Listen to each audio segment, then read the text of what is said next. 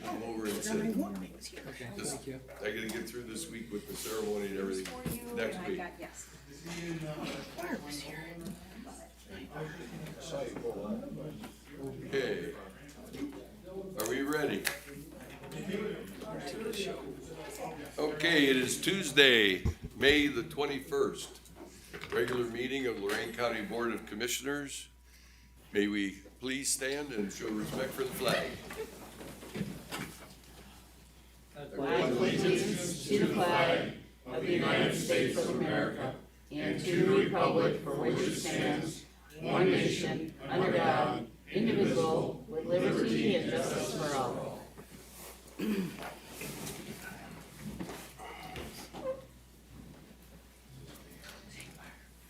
Commissioner Riddell? Here. Commissioner Moore? Here. Commissioner Hung? Here. We have a quorum. Under resolutions, number 1, investments. Excuse me, Teresa, but Yes. before we get started, just want to let folks know we have a full agenda because of our celebration on Friday, so we're cramming the business of 2 days into one. We're gonna strictly hold to the 2-minute public commentary, except for the presentation, which is very important to us. And we ask everybody that if we move a little fast, just raise your hand or yell out, but we're gonna try and roll through the mundane stuff so that we can focus our time on the meaty stuff. Go ahead, Teresa. I'm sorry. Okay, under resolutions, number 1, investments. So moved. Second? Discussion. Commissioner Moore? Aye. Commissioner Riddell? Aye. Commissioner Hung? Yes. Number 2, appropriations.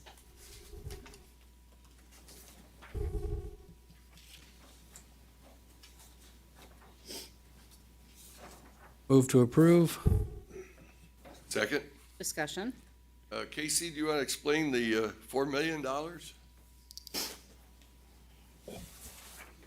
It's got enough zeros to catch everybody's It gets attention. get your attention, huh? Yeah, sure.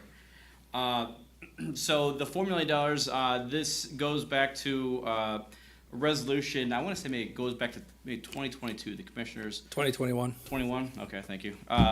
Resolution to support the building of the Lorain County Crisis Stabilization Facility, and so that project, as I believe you guys are aware, is began. It's down the road, and so we're now appropriating those funds so we can start paying our share of that project, of the $4 million that was committed to that project. Yeah, when you go by there, they're on foundations. And likewise, we've got 3 large ones for the lines 5, 6, and 7. The chip accounts. Yep. Yeah. Sure. Correct. Those are for the chip. And actually, I don't know if Don or Garvin wanted to speak to those at all, but He's having, he's got to look at the TV. It's hard to look at.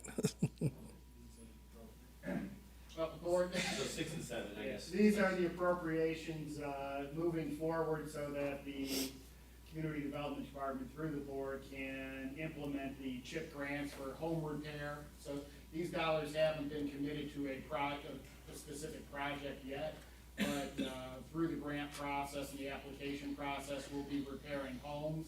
These dollars being appropriated will be used to enter into contract with various contractors to make home repairs and, let's say, housing for our residents. that are Very eligible good. for the program. So we did the resolution part, this is the spending part. Correct, and then there'll be many more resolutions to come as we award individual contracts. Very good. Thank you, Don. And one additional thing, this year will be the first year that radon will be addressed in these home repairs as well. Thank you. Is Thank there you. anything further? Teresa? Commissioner Moore? Aye. Commissioner Riddell? Aye. Commissioner Hung? Yes. Number 3, transfers. So moved. Second? Discussion. Commissioner Moore? Aye. Commissioner Riddell? Aye. Commissioner Hung? Yes. Number 4, advances, repayments. There were none. Number 5, requisitions.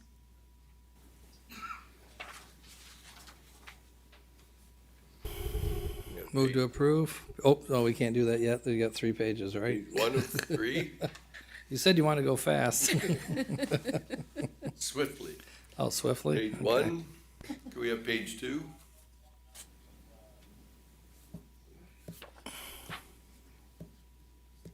And page 3.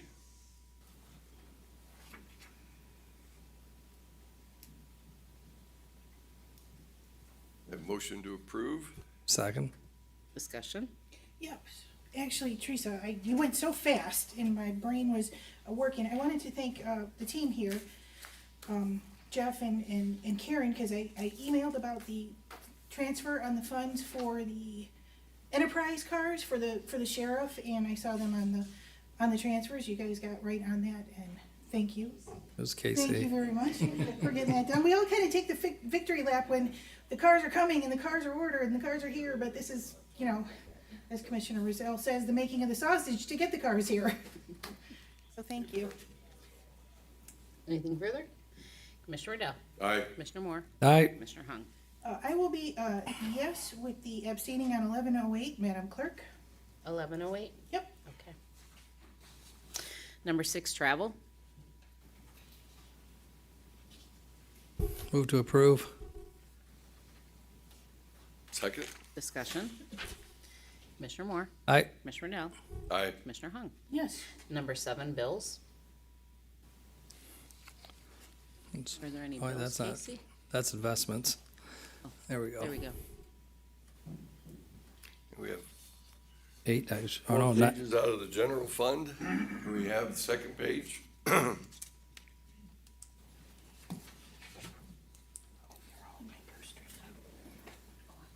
And page 3.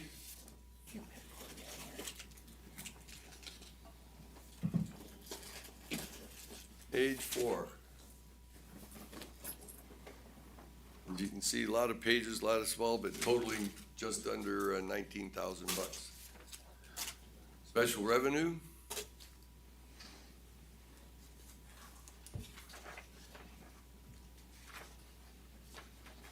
Page 2. Actually, page 6.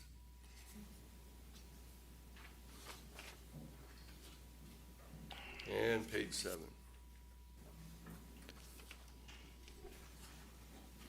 there's an 8 and a 9. We have 8 and 9 still? Yes, we do. Page 9.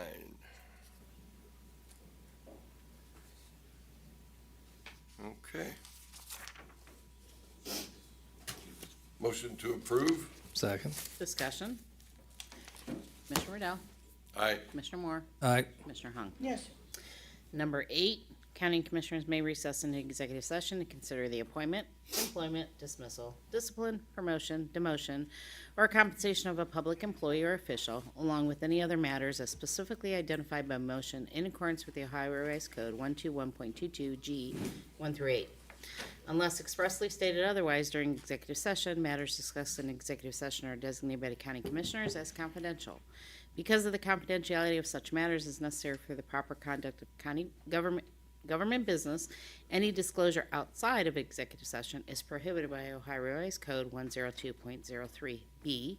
While in executive session, the county commissioners may discuss and deliberate on the matters at issue, but no votes may be taken until open session resumes. You want to show the, move to approve the personnel summary sheet? Second? Discussion. I'd like, There we go. Commissioner, I'll let you go first. Mr. President, go ahead. He's got focus. There you go. Okay. There we go. Well, there you go. Getting there. I just want to give some special recognition on the unfortunate passing of Dick Heidecker with a long record of community service. And very proud that Mr. Hignett stepped forward and contacted the Planning Commission and volunteered to fill that and carry on Mr. Heidecker's legacy. So, and I was at a meeting today, and the Planning Commission, which at this time of the year does have a hard time getting a quorum because some of the members are in the fields doing their job, and they were very appreciative of the fact that Mr. Hignett had stepped forward and volunteered. So this is one of those times where county government moved a little faster than it usually does, but especially want to give recognition to Mr. Heidecker with a long career of community service. Mr. President, I would Yes. second your thoughts on the matter. Again, missing and reflecting and thinking about Dick Heidecker. He was a pleasure to work with. I remember my first couple of weeks here, him coming by the office and stopping and saying hello. Just came up to my office, and just such a nice, genuine man. And getting to know Matt Hignett, who was a trustee for Eden Township, I believe, over the years. I couldn't think of a better and more qualified candidate. And again, as you said, Commissioner Riddell, when I saw that come in, I just thought it was a great fit for the Planning Commission. The other thing I wanted to add too was Matt Arnold and Drake Hopewell. Matt Arnold and Drake were here when we started in 21, and we've worked with them, all these years. I was surprised to hear about Matt Arnold. With Drake, you guys have been preparing us for a while for Mr. Drake, but just want to thank them both for their years of service to the residents in Lorain County. They will be missed. Yeah, the good thing about Mr. Heidecker is when nobody raised their hand to join a board, he was the first. He said, "Okay, I'll do it." And that's why everybody knew Mr. Heidecker, and his whole family knew that. It was sad to see him pass. Drake, it was great working with him since I've known him for some time. Upset that Matt Arnold's leaving, and I should say I'm upset that Matt Arnold has left. And that's all I'm going to say about that. Thank you. Mr. President? Yes. Also, too, if we could send out our condolences to the family of Chief Wilhelm out in, is it Amherst or South Amherst? Matt? It's Amherst. Amherst, yeah. The wake will be Thursday night, I'm told, and the funeral on Friday, so we will be Correct. here for our bicentennial celebration, but our thoughts and prayers go out to the family and thank him for his years of service. Yeah, Mr. Gross served with him as the fire department. When I called him over the weekend, the governor, thanks to the mayor of Amherst, called the governor's office and asked to lower the flags at half staff. And the governor immediately said, yes, all public buildings. So if you notice the flags at half mast over the weekend, Dan Gross personally came up, because he did work with them for years, and did that on our behalf over the weekend. So I want to thank Dan Gross for that effort. So thank you. Anything further? Mr. Moore? Aye. Mr. Riddell? Aye. Mr. Hahn? Yes. B, public comment on agenda items? And we have Brian Baker on item number 10. Thanks for moving up front, Brian. Brian Baker, Brownhelm Township. On number 10, I just ask if this work will be covered under prevailing wage or Davis-Bacon.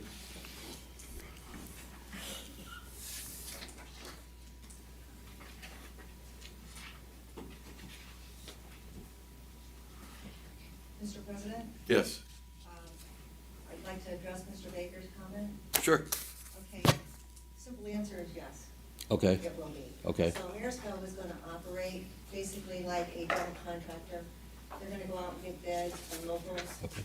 and they're gonna compare those bids, make a selection, and they will be responsible. Okay, I just want on the record it'll be under prevailing wage. It is on the record, sir. All right, thank you. Thank you. Brian, you have another minute and a half. It's not like you to leave that behind. Yeah, Mr. President, Karen, I did tell you, I thought we were gonna get a question on that one tonight. Is there Okay, any other no, ones? no other ones No? No Okay. other one? We have one for the end. for the end. Any old business? Yes, Mr. President? Yes. I've been asked by the media, actually, in the past couple of weeks, if I was going to make a statement, and I'm doing this ahead of time of Friday, because I think when we get to Friday's festivities, we're all gonna be very busy in those 3 hours. So I would like to, as we look forward with great enthusiasm, celebrating Lorain County's 200-year celebration, there are people I would like to recognize for their work and dedication to the preservation of our county's history.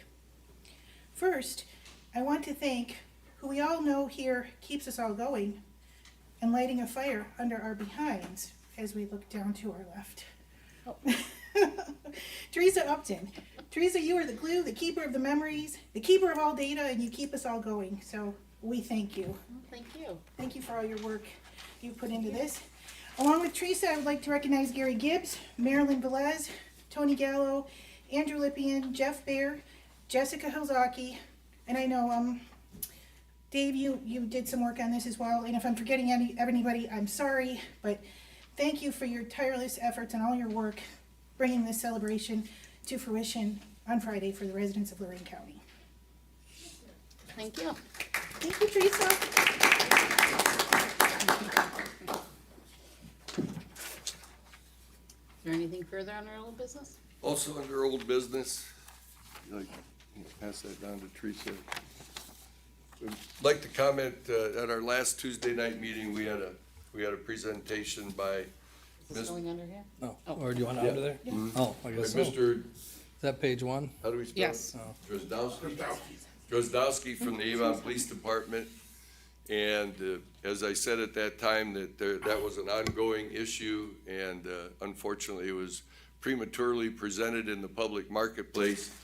So now that it's there, we have crafted a response to that, which we will put into the minutes of tonight through the projector, and we will be making public coming up. But there has been an ongoing contract issue between the city of Avon, primarily through the police department, and Lorain County on a product we call New World, which is used by law enforcement for the aggregating of all sorts of records and activities so that the 16, 18 police departments in Lorain County can operate as one when they need to. Unfortunately, Avon was not satisfied with that project and took steps to remove themselves from that product. They now have a need for records, and we have continued to try and satisfy them. The lawyers have been involved, the administrators of the cities have been involved, and the law enforcement people have been involved, and we've unable to come up with a solution that's been accepted by Avon yet, by all three levels involved. So we continue to work on that and hope for the best, but we wanted to make sure that the public knew that things were operating well, except for this situation with Avon, and that the rest of the county is safe in the hands of law enforcement and protected by the benefits of the New World product. So on the screen tonight, we have 2 pages that Teresa has put up, which delineate the details. In the interest of time tonight, we won't go through those, but we're making a public statement in response. And that's all I have in old business.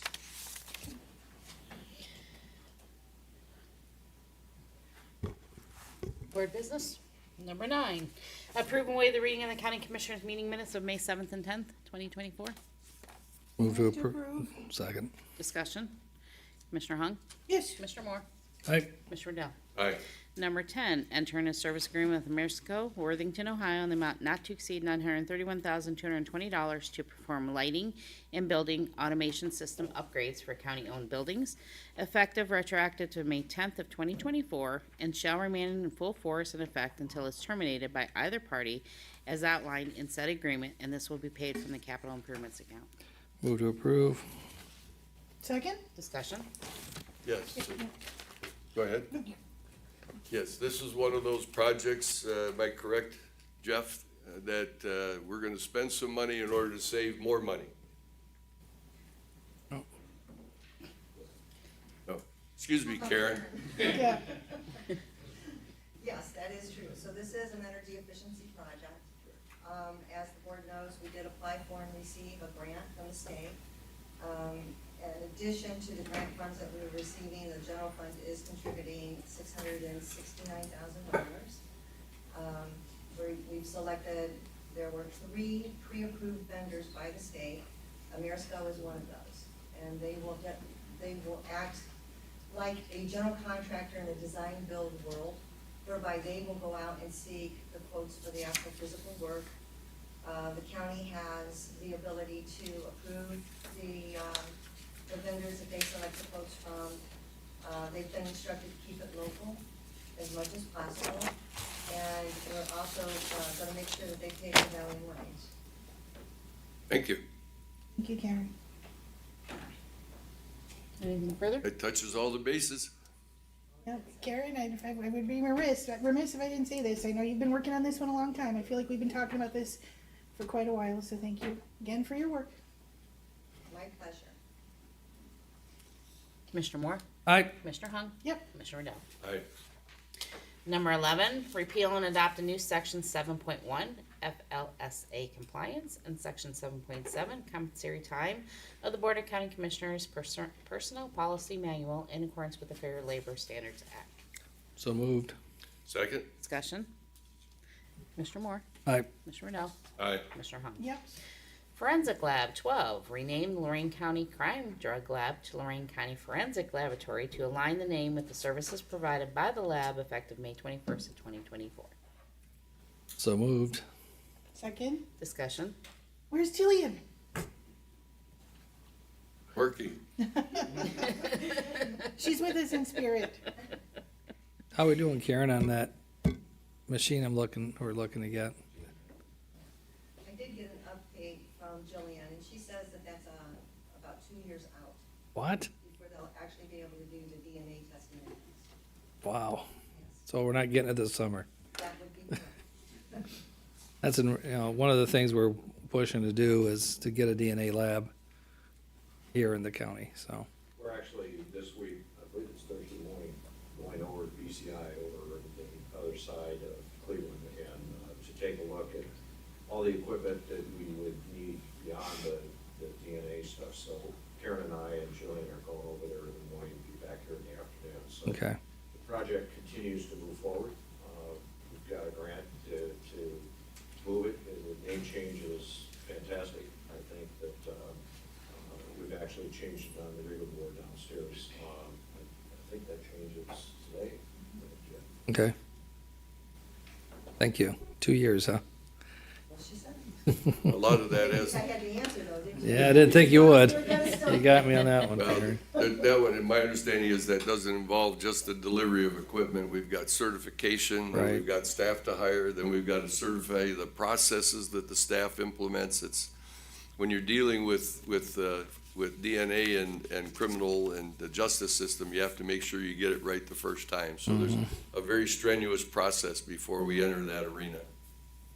And remember, Jillian has taken us to the next level when she first got her, the lab certified last year, or the year before, I think it was last year, finally, and she's in the recertification process now. They're doing, we've got very good people down there, they're educating, and she's certainly a leader to take us to the next level. Cool. Good job. Thank you. Moving forward. Thank you, Teresa. Commissioner Moore? Aye. Commissioner Hung? Yes. Commissioner Riddell? Aye. Number 13, entering a service agreement on behalf of Lorain County Forensic Laboratory with Term Public Safety US Inc. in the amount of $64,452.50. This software service will aid in reducing the backlog of casework, streamlining manual processes, ease of obtaining data related to productivity, inventory, etc. A grant was received in the amount of $250,000 for Ohio Department of Public Safety, Ohio American Rescue Plan funding, 2022 grant program, and this will be paid from the Public Safety Supplies Materials Computer System Software Forensic Lab account. So moved. Second? Discussion. Commissioner Moore? Aye. Commissioner Riddell? Aye. Commissioner Hung? Yes. Job and Family Services. Number 14, authorized Director Barb Tamas as designee on behalf of the Commissioners for the period July 1st, 2024 through June 30th, 2025, following the Fiscal Administrative Procedures Manual, Chapter 6, 5101, 9 through 6 to 82, Intercounty Adjustment of Allocations. This will allow the optimism of funds streams among counties to release and accept said funds. So moved. Second? Discussion. Commissioner Moore? Aye. Commissioner Riddell? Aye. Commissioner Hung? Yes. Number 15, authorized sub-grant agreement between Lorain County Department of Job and Family Services and Tower Educational Consulting Group, Inc., Lorain, in the amount of $94,000 for summer camp for low-income Lorain County children. Authorized director to execute on behalf of the board with prosecutors approve as to form, and is effective June 1st of 2024 through September 30th of 2024, and will be paid from the TANF account. So moved. Second? Discussion. Commissioner Moore? Aye. Commissioner Riddle. Aye. Commissioner Hung. Yes. Number 16, authorize sub-grant agreement between Lorain County Department of Job and Family Services and Horizon Education Centers, North Olmsted, in the amount of $216,200 for summer camp for low-income Lorain County children. Authorized director to execute on behalf of the Board of Prosecutors' approval as to form and is effective June 1st of 2024 through September 30th of 2024 and will be paid from the TANF account. So moved. Second. Discussion. Commissioner Moore. Aye. Commissioner Riddle. Aye. Commissioner Hung. Yes. Number 17, authorize a sub-grant agreement between Lorain County Department of Job and Family Services and El Centro, Lorain, in the amount of $251,252.34 for summer camp for low-income Lorain County children. Authorized director to execute on behalf of the Board of Prosecutors' approval as to form, and this is effective June 1st of 2024 through September 30th of 2024, and will be paid from the TANF account. So moved. Second. Discussion. Commissioner Moore. Aye. Commissioner Hung. Yes. Commissioner Riddle. Aye. Number 18, authorized sub-grant agreement between Lorain County Department of Job and Family Services and Big Brothers Big Sisters of Lorain County, Lorain, in the amount of $107,780.40 for summer camp for low-income Lorain County children.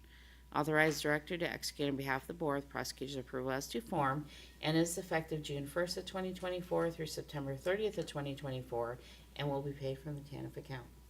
So moved. Second. Discussion. Commissioner Moore. Aye. Commissioner Hung. Yes. Commissioner Riddle. Okay, would this be a good time, Director Tamus, to tell us how we're gonna spend all this money? It would. Thank you for inviting me tonight. Could we take the podium or take the mic? There you Give her the go. mic. That would Yeah, be she's got paperwork everywhere, man, so. Is it on? Yes, it's on. All right. So. Yeah, we have it off for Jeff, but it's on for you. We're very happy and grateful that these resolutions have been adopted. As many of you are likely aware, commissioners, we have done this for some years now, 2016 that I'm aware of forward. And I believe, as do many in the community, that the role of continued learning during the summer months cannot be overstated. These initiatives, they aim to bridge educational gaps and provide experience to participants. We're looking to provide meaningful experiences for these young people. And these are people that typically that would participate in this summer camp because it's TANF dollars, would qualify otherwise for the benefits that we have to convey at Job and Family Services.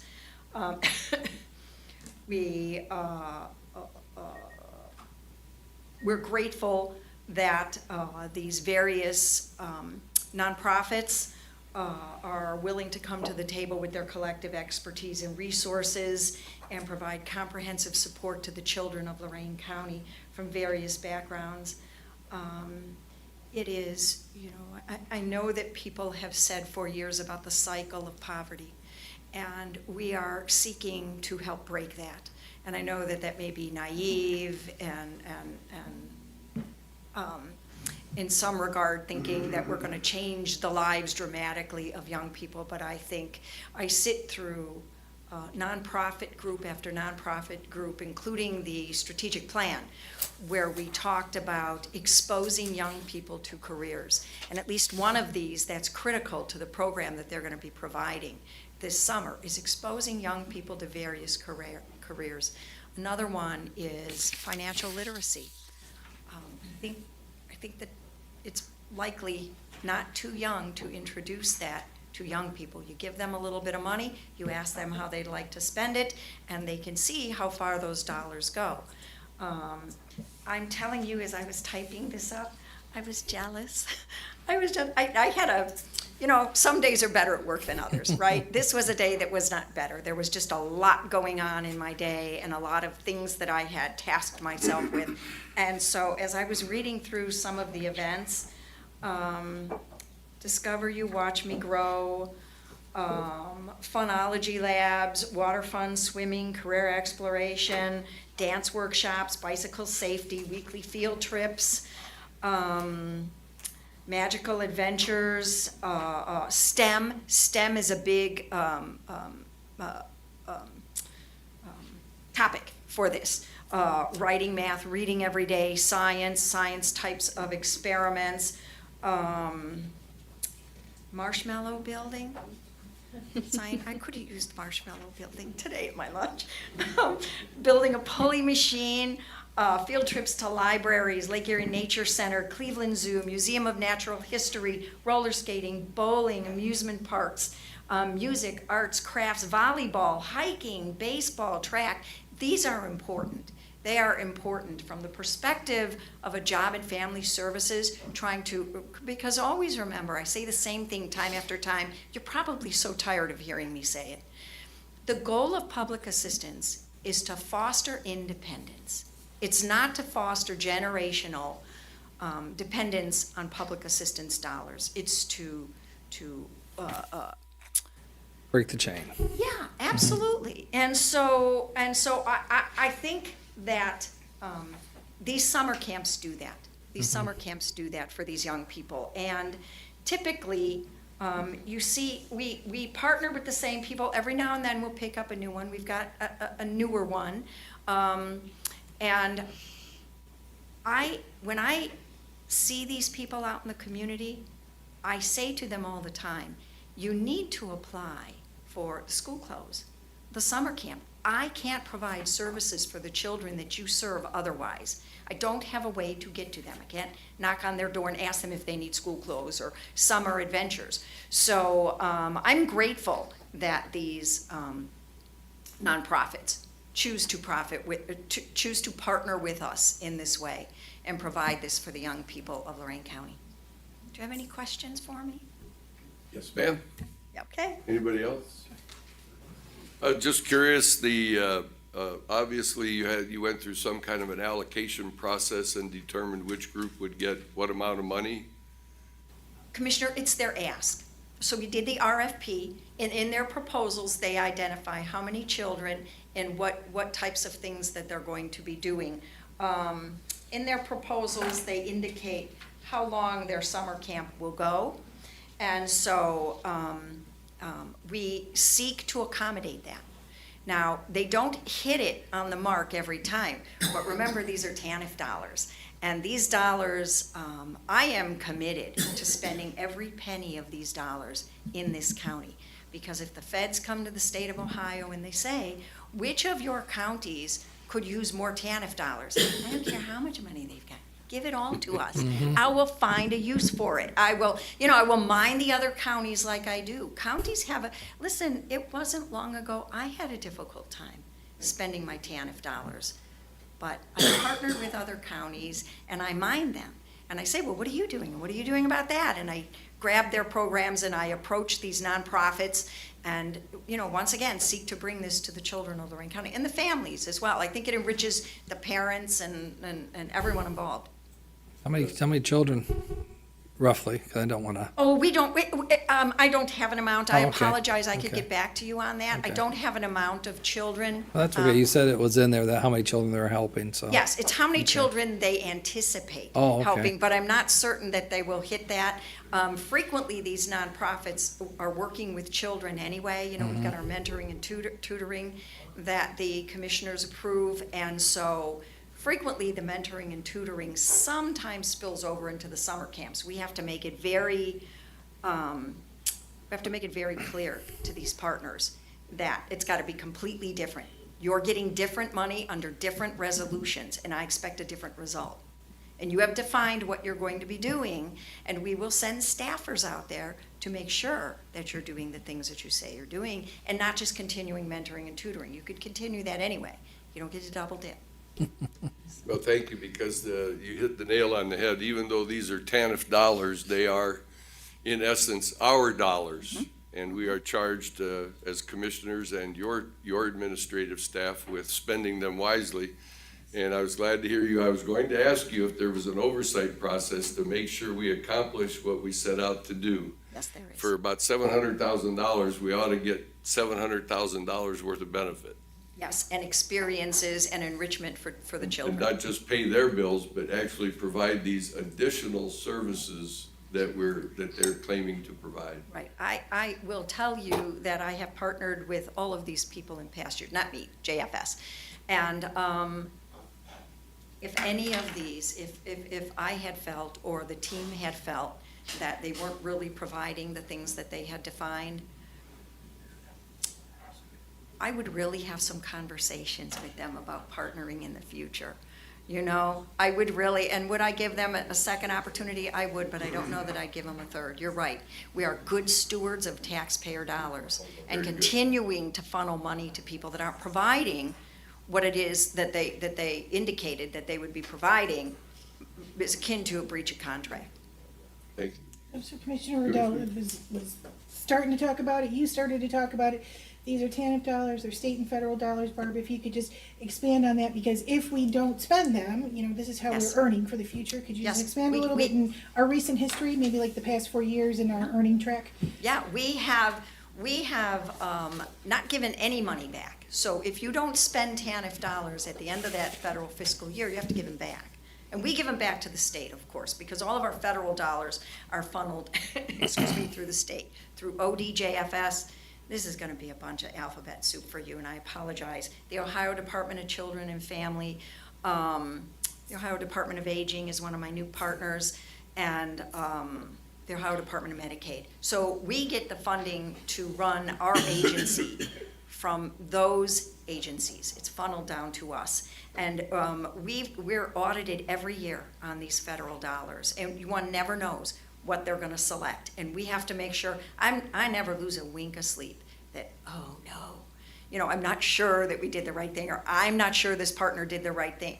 You can rely on me to hold their feet to the fire. Not that, you know, that's actually too harsh, but to demand. It's really not, that's what. But just to demand that if you're entering into an agreement with us to provide a service to the community, you need to provide it, whether it's mentoring and tutoring, whether it's school clothes, regardless of what it is. So yes, those are our TANF dollars, and many counties cannot spend them, and I wait, because I wait. And, you know, we go to different conferences and general sessions for the JFS Directors Association. I catch wind that someone can't spend their TANF dollars, I'm the first to ask them for them. You won't have to give them back. Give them to the children and the family of Lorain County. So, yeah. Thank you. Thank you, Barb. You're welcome. Thank you, Director Tanis. Yes. And you know, some of those pranksters over there might have marshmallows on your desk tomorrow morning. Can you, I'm reading through the responses to the RFPs, and I made my own difficult day, and I'm sitting there and I'm not dressed like this at all, and I'm, you know, typing up some documents, and I'm just thinking, oh, I could use that today. Oh, that would be really nice. And I'm thinking, no, those are for children. Send us a picture if they do. Yeah, right. All right. Okay, thank you. Thank you very much. You're welcome. Teresa? Number 19, amend resolution 23-753 adopted October 20th, 2023, authorizing GovConnection Inc., DBA Connection Public Sector Solutions to provide infrastructure installation and setup for the data center project for Medicaid mail processing. This amendment is to reflect an increase in the contract by $3,302.44 for the total agreement amount not to exceed $148,658.29, which will be paid from the Child Support Funds account. So moved. Second? Discussion. Commissioner Moore. Aye. Commissioner Hahn. Yes. Commissioner Riddell. Aye. Number 20, amend resolution 23-750 adopted October 20th, 2023, authorizing the Lorain County Children and Family Council to provide case management and mentoring services for families in Lorain County.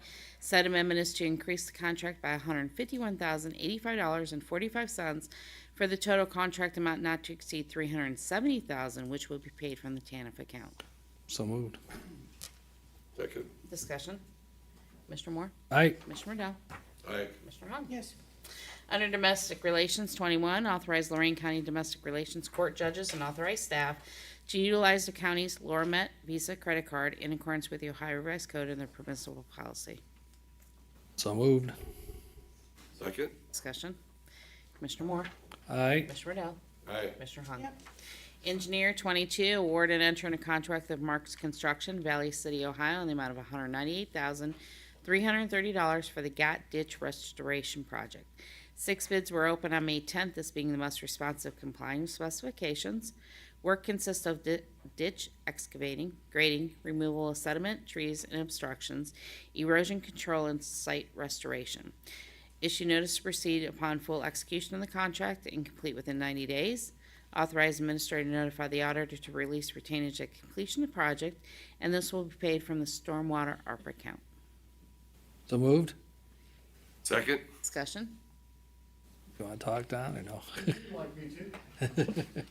Briefly? I see Bob's not here, so. Yeah, boy, you had two close. Thank bids you, there, Bob. Commissioners. This is one of the projects that was identified. We were successful in getting all the easements necessary, and it is another one of the ARPA projects underway. At $188,000, the project actually came in under the construction estimate. So good news is project out. Bad news is we were actually frugal with the contractors, with 6 bids received. They were all very competitive, and we had 2 contractors with, the 2 lowest bidders were within $200 of them, of each other. So it was tight. It was a good bid cycle, and I want to compliment the engineer's office in being able to put together a specification that was that competitive, so. Yeah, because weren't you having troubles even getting bids? There have been Sometimes. times where it's been difficult, but this one, we hit the timing right, and Marks is, the bidders that we had were all good, but we do have a history with Marks Construction, and they've done some very good work for the district in the past, so we're very comfortable with the bidder that we had. Okay, Or have. good job. Thank you. I wanna clarify though, one comment, Don. The high to low was not tight. It was a little over 25%, but when you get $168 difference between number 1 and number 2, Yes. that's tight. That is very tight, and then also we had, I think another 2 that were below the engineer's estimate, and then 2 above. Yes. But overall, it was very well distributed, but tight, showing that it was a good bid. Yes. Good bid docs. Well done. Thank you. Anything further? Commissioner Moore? Aye. Commissioner Riddell? Aye. Commissioner Hung? Yes, Number 23, award and enter in contract with Great Lakes Demolition Company, Clyde, Ohio, in the amount of $474,864.55 for the Chestnut Ridge Road Bridge 0531 replacement project. 5 bids were received and opened on May 1st, this being the most responsive complying with specifications. Work consists of complete removal and replacement of Chestnut Road Bridge 0531, as well as some minor approach and waterline relocation work. Issue notice to proceed upon full execution of the contract and complete by November 30th of 2024. OPWC will provide $307,944 towards the construction cost of the project, and the remaining funds of $166,920.55 will be paid from the Engineer Bridge Projects account. City of Northridge will reimburse the county in the amount of $54,000 for the water main relocation, including the work, and authorize administrator to notify the auditor to release retainage at the completion of the project. So moved. second, Discussion. Commissioner Moore? Aye. Commissioner Hung? yes, Commissioner Riddell? Aye. 24, authorize county engineer to enter into LPA federal local let project with ODOT for the Baumhart Road resurfacing project in Brownhelm Township. The resurfacing is from Baumhart Road from Cooper Foster West to the southerly corporation line of the city of Lorain in Brownhelm Township. Excuse me. Estimated cost of the project is $594,885, and federal funding will be made available at 80% in state fiscal year 2025. So moved. Second? Commissioner Moore? Aye. Commissioner Riddell? Aye. Commissioner Hung? yes, 25, authorize county engineer to enter into LPA federal local let project agreement with ODOT for West Ridge Road resurfacing project in the city of Elyria, Carlisle, and Elyria Township. This resurfacing of West Ridge Road from Russia Road to State Route 113 in the city of Elyria, Carlisle, and Elyria Townships. Estimated cost of the project is $1,450,000, and federal funding will be made available at 80% in state fiscal year 2025. So moved. Second? Discussion. Commissioner Moore. Aye. Commissioner Riddell. Aye. Commissioner Hung. yes, Sheriff, 26, apply for the 2024-2025 DEER grant in the amount of $37,548.93, which represents 50% of the base salary for 2 Lorain County Sheriff officers for the 9-month school year to be paid from the sheriff's salary account. So moved. second, Discussion. Commissioner Moore. Aye. Commissioner Hung. yes, Commissioner Riddell. Aye. County Administrator update. Okay. Now it's gonna work, right? Good. We have a special presentation, DLZ, Eric Bratz, here to talk about the jail. We've been working on it for several months now with Eric and his team and our team. And we certainly are, and the sheriff's team, everybody, the sheriff's team, the jail team, whole group of us, and visiting jails and seeing what we are. And Eric, if he's got a presentation with regards to what you have in front of you in paper, a lot of hard work. It is a draft in nature, but we try to bring this forward so that possibly as we move it forward, we can get it on the ballot this coming November. Eric, you want to start? So good afternoon, everyone. I am Eric Gratz, project manager, vice president with DLZ Architecture. And yes, thank you, Jeff, to the commissioners, the sheriff's office, also with the jail. Jeff and Karen, we spent a lot of time working on through about a dozen different meetings, both in person, Zoom, impromptu type meetings, just to make sure that we can address what we need to with your project. You have two documents up front. You have one which looks like this, which is the actual presentation. And then you also have a much thicker document that really talks about, in a narrative form, the different disciplines for the project, just the different processes, a lot of the materials that we would potentially be using in the project, cut sheets. There's a lot of information in there. I think it was kind of worded as that this is the nuts and bolts of what we're doing, but this is really pretty dry. But it's also, at the same time, it's very important for us to document where we are at this point in time. So as I go through this is a very informative. If you've got questions, please stop me at any point in time. But what we're doing is we're talking about your new facility. And I think that with your facility, so much like so many facilities across the country, is at one point in time there were probably counties across Ohio, throughout the Midwest, that came to Lorain County to see what you did in this brand new facility. And then even when you did the addition. But just in a snapshot of time, if we look at when your facility was built to today, we have the same inmates, but we have a lot more different inmates on top of it. And that's one of the things about facilities today is that, unfortunately, through all the drug issues with President Reagan in the 1980s, do the crime if with the drugs you're going to go to jail. The 1990s, we closed many of the mental institutions, and then the year 2000s, early 2000s, we started getting hit with the whole mental health issues. So I think that working together, we've been able to develop a pretty strong, or a very strong, I should say, solution for your county. The photographs I'm going to show, this is not specifically Lorain County, but there's bits and pieces of every one of these things that can be part of Lorain County. Today, jails are much more than just jails. They're mental institutions. They deal with addictions. They deal with mental health issues. We have to try to look at things not just for the inmates, but also for the staff that work in the facility. So often, and it's so true, is that the staff works in an environment far longer than any of the inmates are, and we always need to take care of them as well. We're always concentrating whether they're for a day, a month, a year, 3 years. We're always looking at how can we rehabilitate those folks that are there. How can we make them better such that whenever they do get released, that they can become better citizens here in Lorain County. That's one of the things we call about the continuum of care, is from the very first step they go into the facility, what can you do to help them become better as they're released through the facility? And I think that once we started doing our meetings, it was very obvious, working with the sheriff's office and the jail staff, is that the operations of the facility really drives the design. And so we really broke it down into some different aspects of, your policies and procedures. What are you trying to accomplish in your new facility? Looking at the whole comprehensive planning of trying to really get to the root of what works, what doesn't work, what have they seen with the current staff you have, maybe future staff, what can really be the best bang for every dollar that you spend. When you design new facilities, it's also the commitment. Is that when you commit to doing things, you build a new facility, you maintain the facility, you staff the facility, you follow through with those policies and procedures. Always thinking, as you go through design, you're always thinking at the end, what do we need to do to be able to get to that point?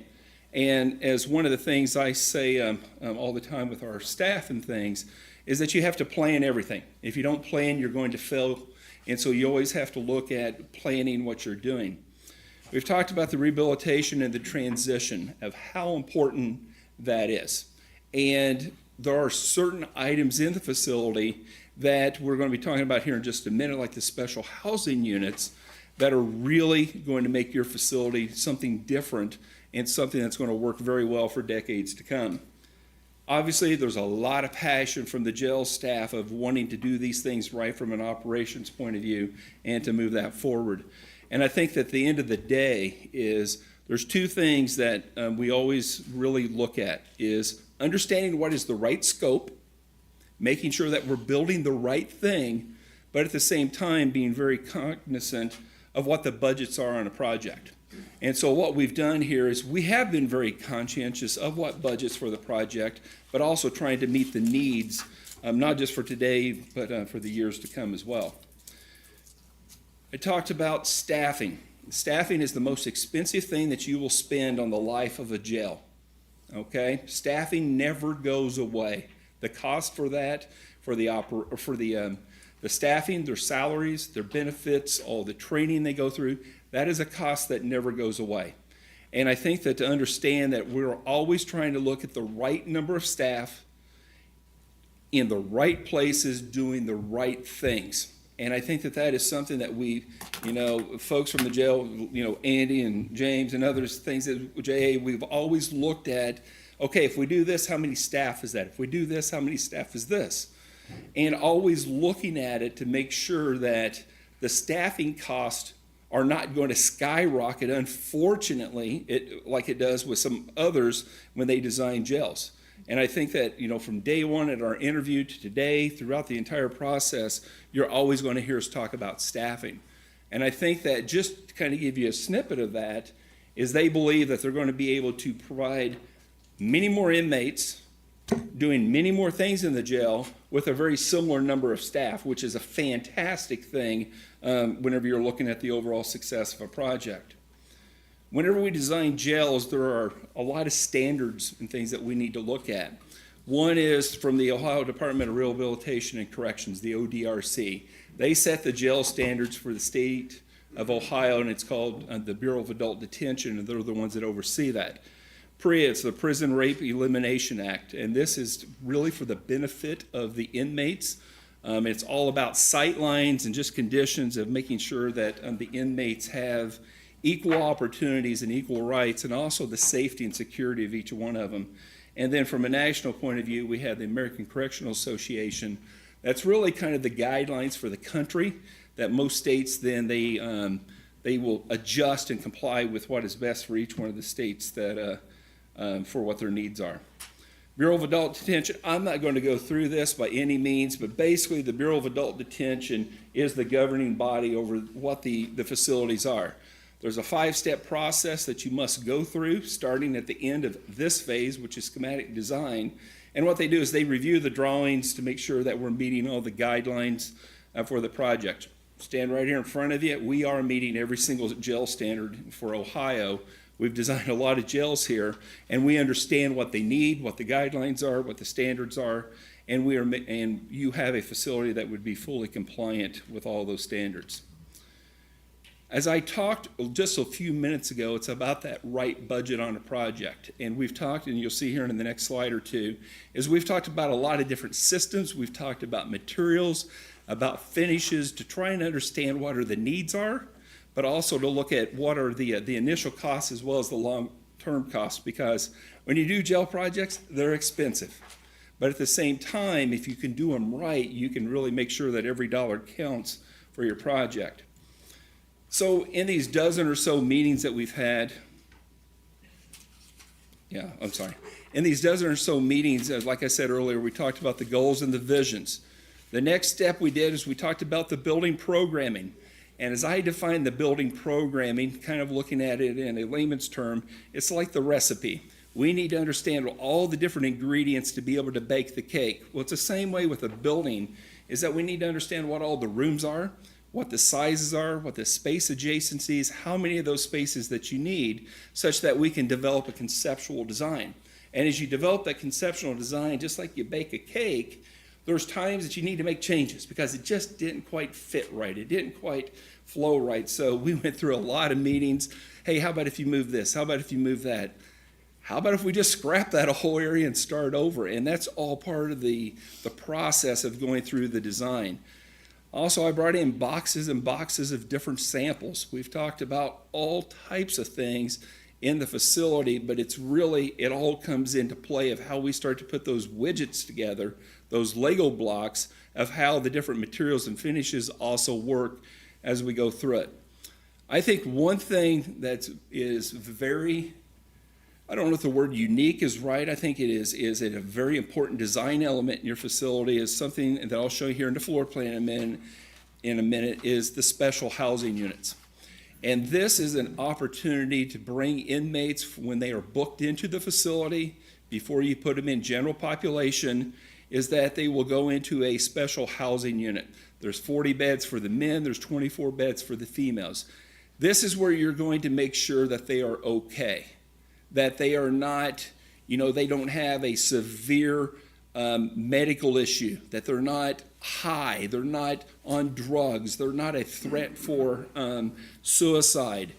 They will all be checked by nurses. It's absolutely, it's a standard to do it.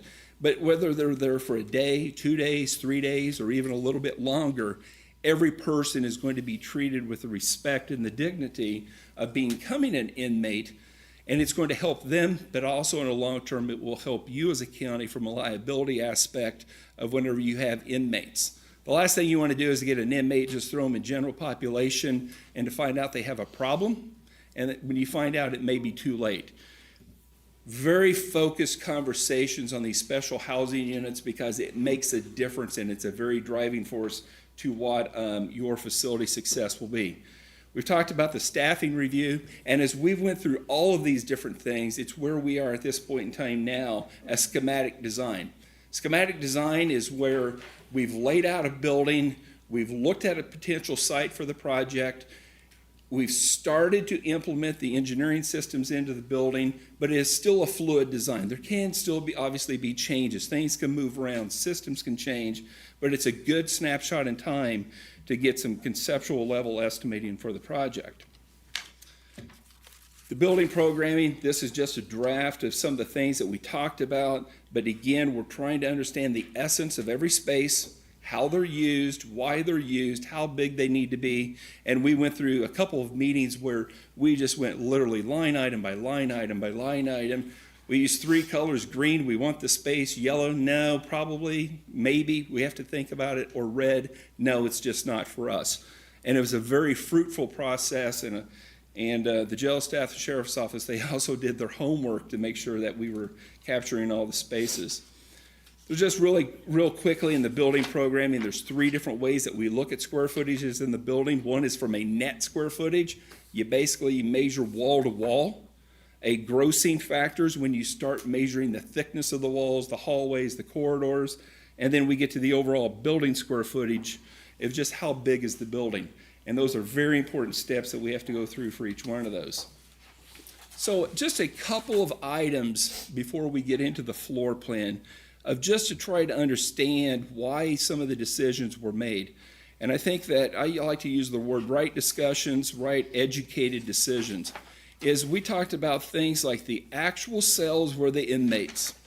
There's a lot of different ways that you can build these, and we talked about each one of them. Do you do a traditional concrete block? There's big advantages to doing that, and there's opportunities to do things different ways. We looked at steel wall panels, where literally they bring steel wall panels to a job site, they will weld them together, and they will actually build the cells. Or there's a prefabricated modular steel unit where the cell is actually built off-site. It's delivered and then set down in place by local labor unions and tradesmen to be able to put those together. And we talked about all the advantages of each one of those. You may think it's a little silly, but it makes a big difference when you start talking about jails and designs. We talked about ceilings. And I'm just using this as an example. Do you use ceilings like this in the jail area? Do you use something that we call like a steel panel that looks like this, but it's steel? Or do you look at something that's more of like a long plank that is made out of a thicker gauge steel? And there's areas that you use each one of those. And it's important that we went through every space in the building to kind of understand that. That's the level of detail that we've been looking at as we've developed. This is a colorful picture. But I think that from this, one of the most important things is look at the ease of maintenance for this facility. This is no longer what we would call, like the very small, almost like home plate and baseball shaped chases. These are actually chases that the maintenance staff, the construction folks can walk through the chases. All the piping is color coordinated, whether it's water, whether it's fire alarm, power, whatever, and such that you can work in the environment outside the secure perimeter where you can maintain things very easily. And as much as anything on the facility, these are some of the best dollars you can spend. Even though it's not a lot, these are some of the best dollars that you can spend in a facility, making sure that you can access all of the components that you need to work on the facility. So let's dive in right now to the overall schematic design here for Lorain County. What we've looked at, and as we've went through this, and we've had numbers for the rated bed capacity, keeping in mind that today I believe it's 422 beds. We've looked at a facility that is 466 beds. Technically it's 476, but there are 10 beds in the actual holding area, 6 for the men and 4 for the females, that are counted by the Ohio jail standards as beds. But since they are in the intake booking area, we're looking at those a little bit differently. So in general population, we have 402 beds. And then in that special housing unit that I talked about, we have 64 beds to get us to the total of 466. And that's a breakdown of the different components. On the left is the general part, then on the right really dives down deep into the weeds on something we'll talk about here in a couple of slides.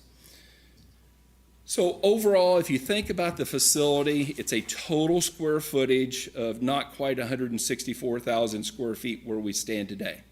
And what this is that in a jail operation, one of the most important things to talk about is how many operational levels you have.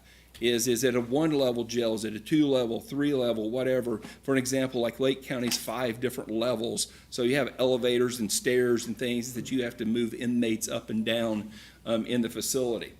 What we've looked at is it is a 1 operational level facility, but in the housing units or the housing pods, is that you have a day room space, and think about it as you watch TV and things, where all the tables are, the TVs, or the TV and the commissary kiosk and the video visitation that is a 2-story space. So when you're standing there, you can see 1 cell, and then on top of it is another cell with a walkway. So you can visually see 2 levels of cells. We call that 1 operational level with a mezzanine. That helps tremendously with the observation of the inmates. With the same number of staff, you're able to observe a lot more people efficiently and effectively in a process like that. And then we have a small area on a 2nd floor and just some areas to capture some extra storage, some like security electronics rooms and that sort of thing. And that gets us to the total square footage of not quite 164,000 square feet.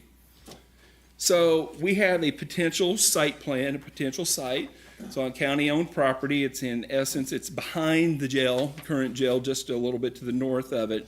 But we have an acre. We have a site that's all part of a 160.58 acre parcel that the county owns, and we've looked at a potential circulation on the overall site. As you can see, is the big white box that says the proposed building footprint. That is the 164,000 square foot building. If you look just to the left of it, I know that this may seem a little odd to say this at this point in time, but you also see a dashed line that if you ever needed to expand the jail in the future, you can absolutely very easily add it in the same type of style for an additional 400 beds. Okay, and that 400 can be tweaked a little bit. It can go up if necessary.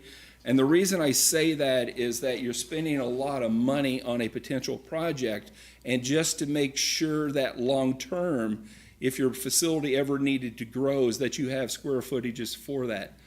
We've looked at ample space for any type of stormwater detention that we need to detain on site, if there's anything for visitor parking in the front, and then we've looked at a more of a fenced area around the back half of the building for all of the deliveries, for the staff parking, and just for an overall site fence that goes around the site to protect the building, both from people that may be trying to come in and just try to do any kind of harm with that. One of the other things that you're going to see us talk about here in a few minutes is we've also looked at a location. It's not nearly as developed as far as the jail, but if there would be an interest in potentially looking at combining and having the juvenile detention housing also on the same site. And we'll talk about that very specifically, but that would be in the bottom right-hand corner essence of where the the big proposed building footprint. We've got a location there for a potential juvenile housing. Obviously, with juveniles, it's got to be out of sight, out of sound from the adult inmates, and we've taken all that into consideration as we've done that. We've done this on other jail projects that were both adult and juvenile, and it's worked out well from that point of view. So this is the overall first floor plan. And I think that one of the things that you can see is on the left-hand side is a legend of what the colors are for the overall project.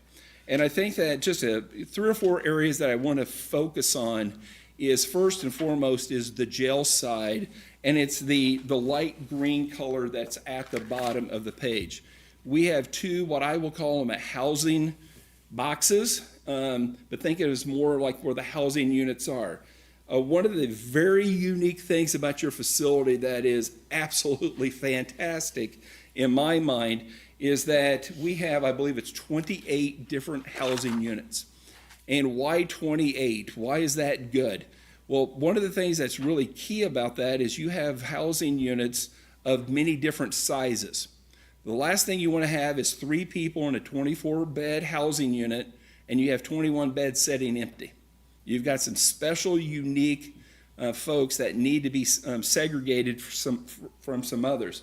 So what we have is we have many different sizes of housing units, all basically with the same components, same amenities in each one of them. There's a couple of them that are a little higher level security for the really bad guys, you might say, that are in your facility that just don't get along with others, or a very high classification of an inmate.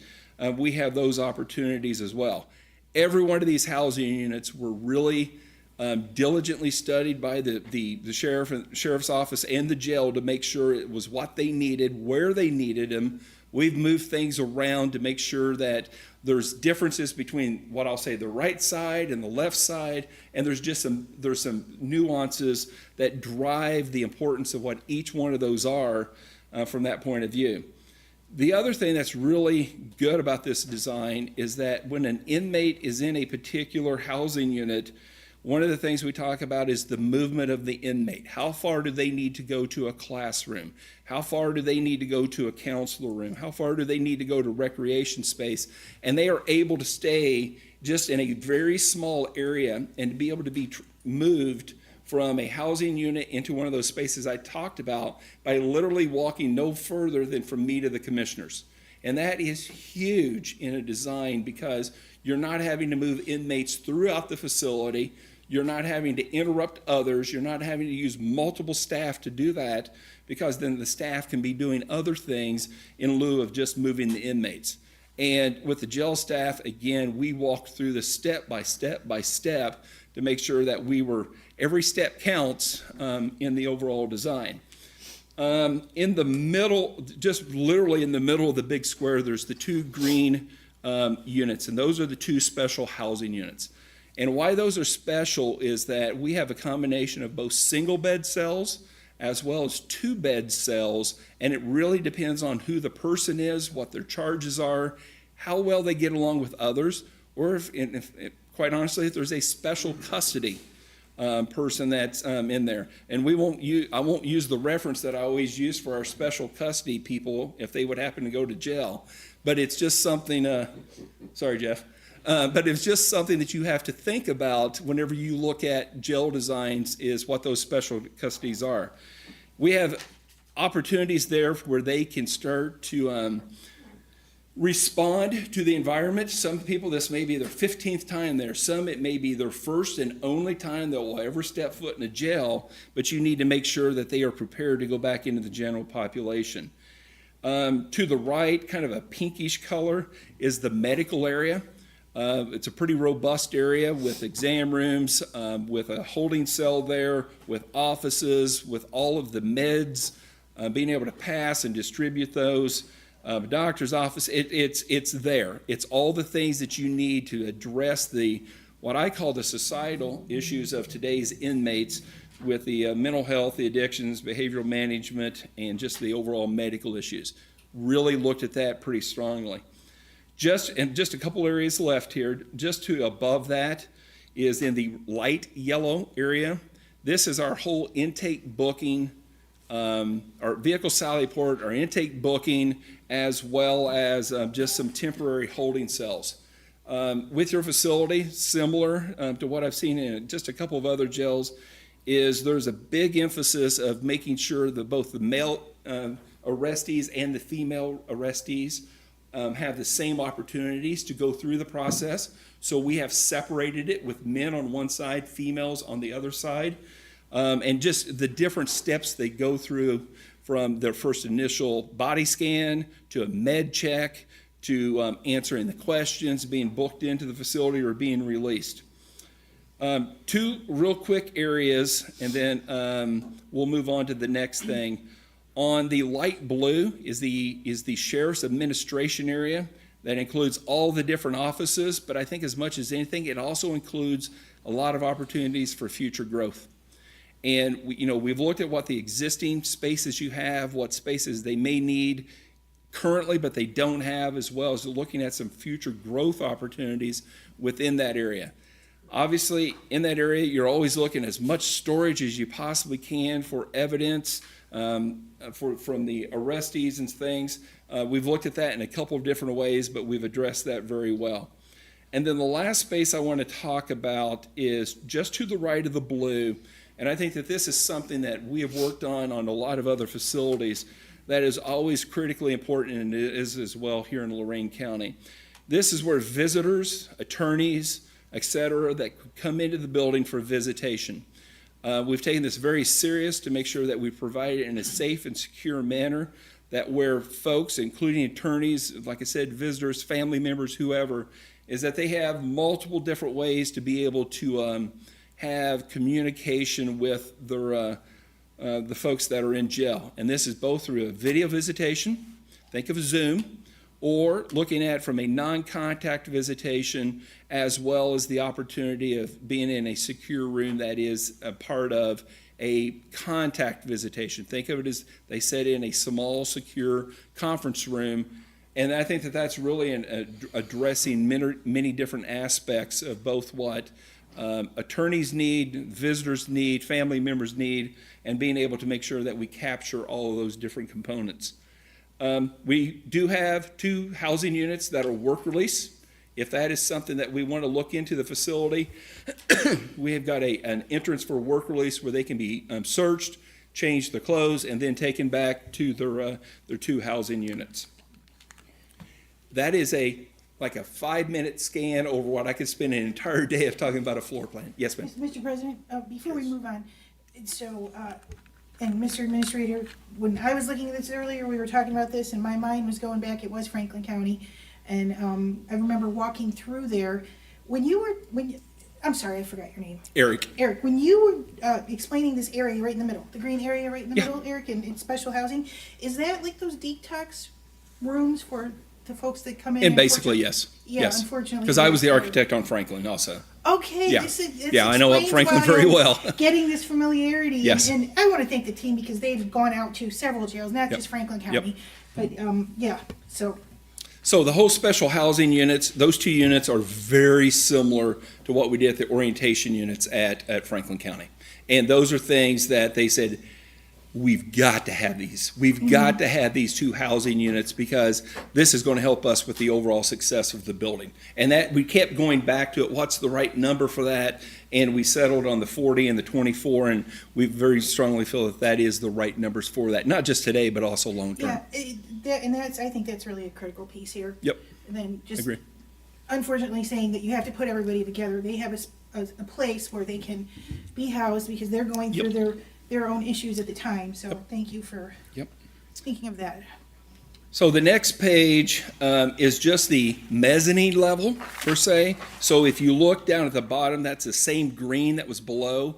Those green are the cells that are on the upper level, and then there's a little lighter green that is a mezzanine or a catwalk that they walk around, and then like the white, kind of the triangular type shapes is the two-story day room spaces. What's really key about this one is the red squares.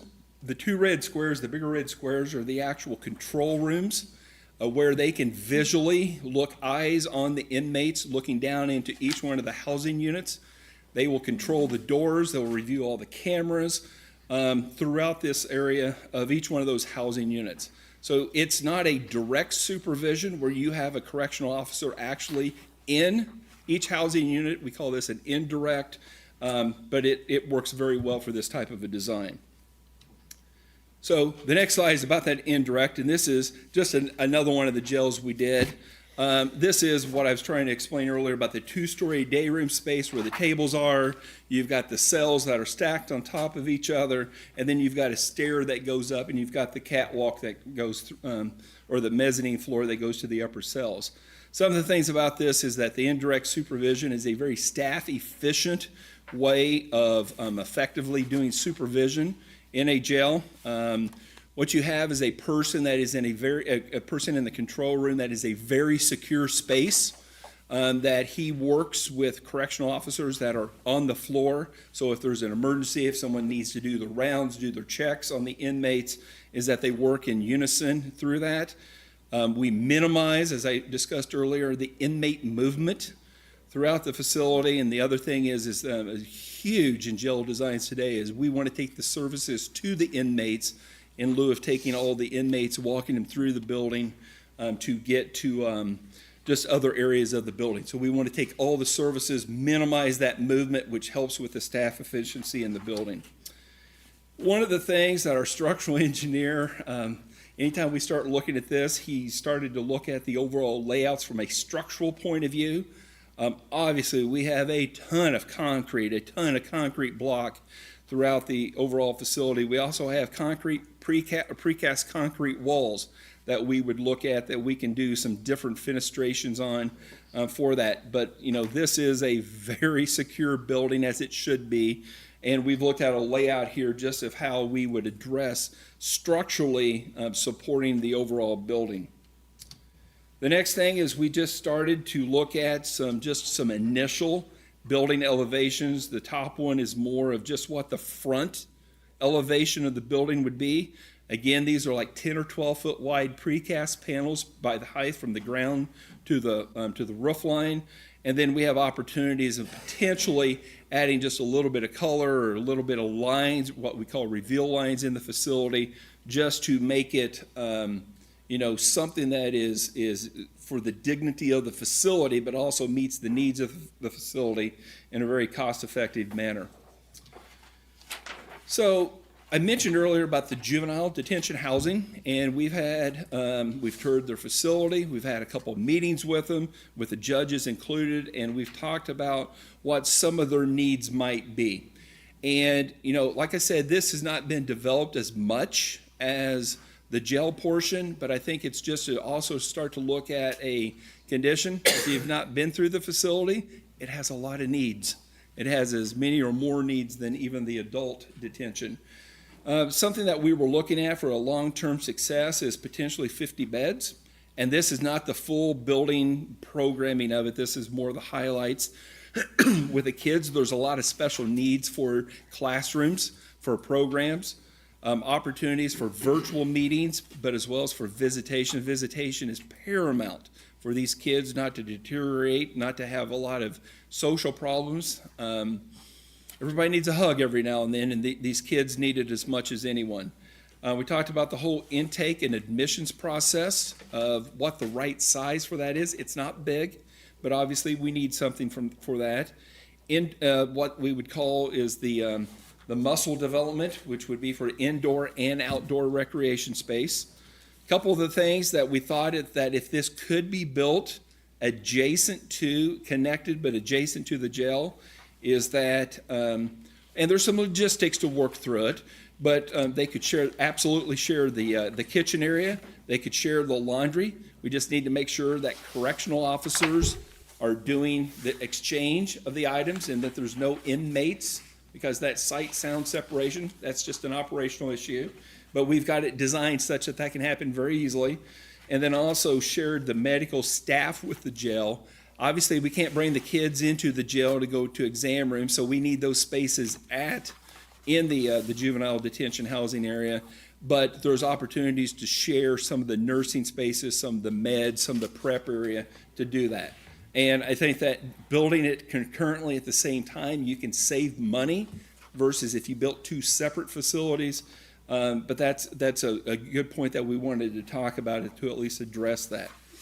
One of the things that we do is whenever we estimate projects, even from a conceptual level, like schematic design, is we rely on many of the vendors, the contractors that are in the business throughout the Midwest primarily. These are just some. There's a whole lot more, but these are the very specialized detention, security, electronics folks that are involved in businesses that do these types of projects all throughout the Midwest. So here's the nuts and bolts of where we are, is that anytime you look at a project, there is always two numbers that you really need to look at. One is what is the cost to build it, and then what is the cost to do the project. Two very different numbers. It's no different than when you go buy a new car and they say, hey, that car is $27,000, and by the time you pay the processing and handling and all the other things, it turned into a $30,000 car. And it's no different from that. And based on the roughly 163,800 and some square feet, is that in looking at a June 25, so that's a year out, so there's another year of inflation that goes into that. That's very important to note that. Depends on who's president. Pardon me? Depends on who's president. Exactly. Sorry, I had to throw something in there, wake everybody up here. And I understand that, and I respect that. But, I have to look at just where we are and inflate it based on just what we have. We're somewhere in the range that is noted there. I will say that this is it's a little conservative, but I don't want to tell you a low number and it come in. I want that $180 or $64 spread on my two low bids, whatever that number was. That's crazy. But then there's also the total project cost. And that total project cost is usually, time you factor in all the different aspects, it's usually about 20%. It can be a little bit different one way or the other, but that's where you get that range of that's noted.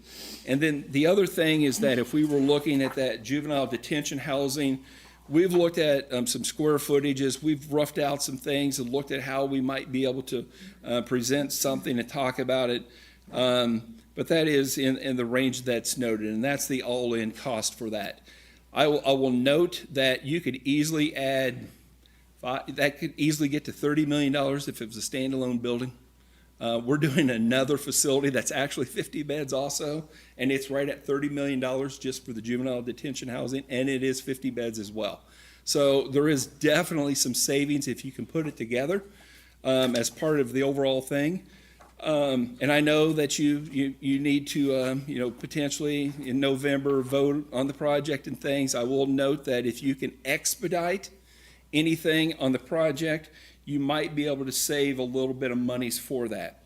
And that's just really where I want to talk about this project schedule.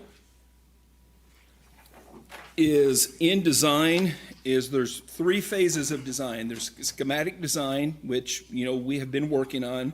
Then there's the design development. That's where we bring in all the DLZ engineers and they produce a whole lot of drawings. We develop the design.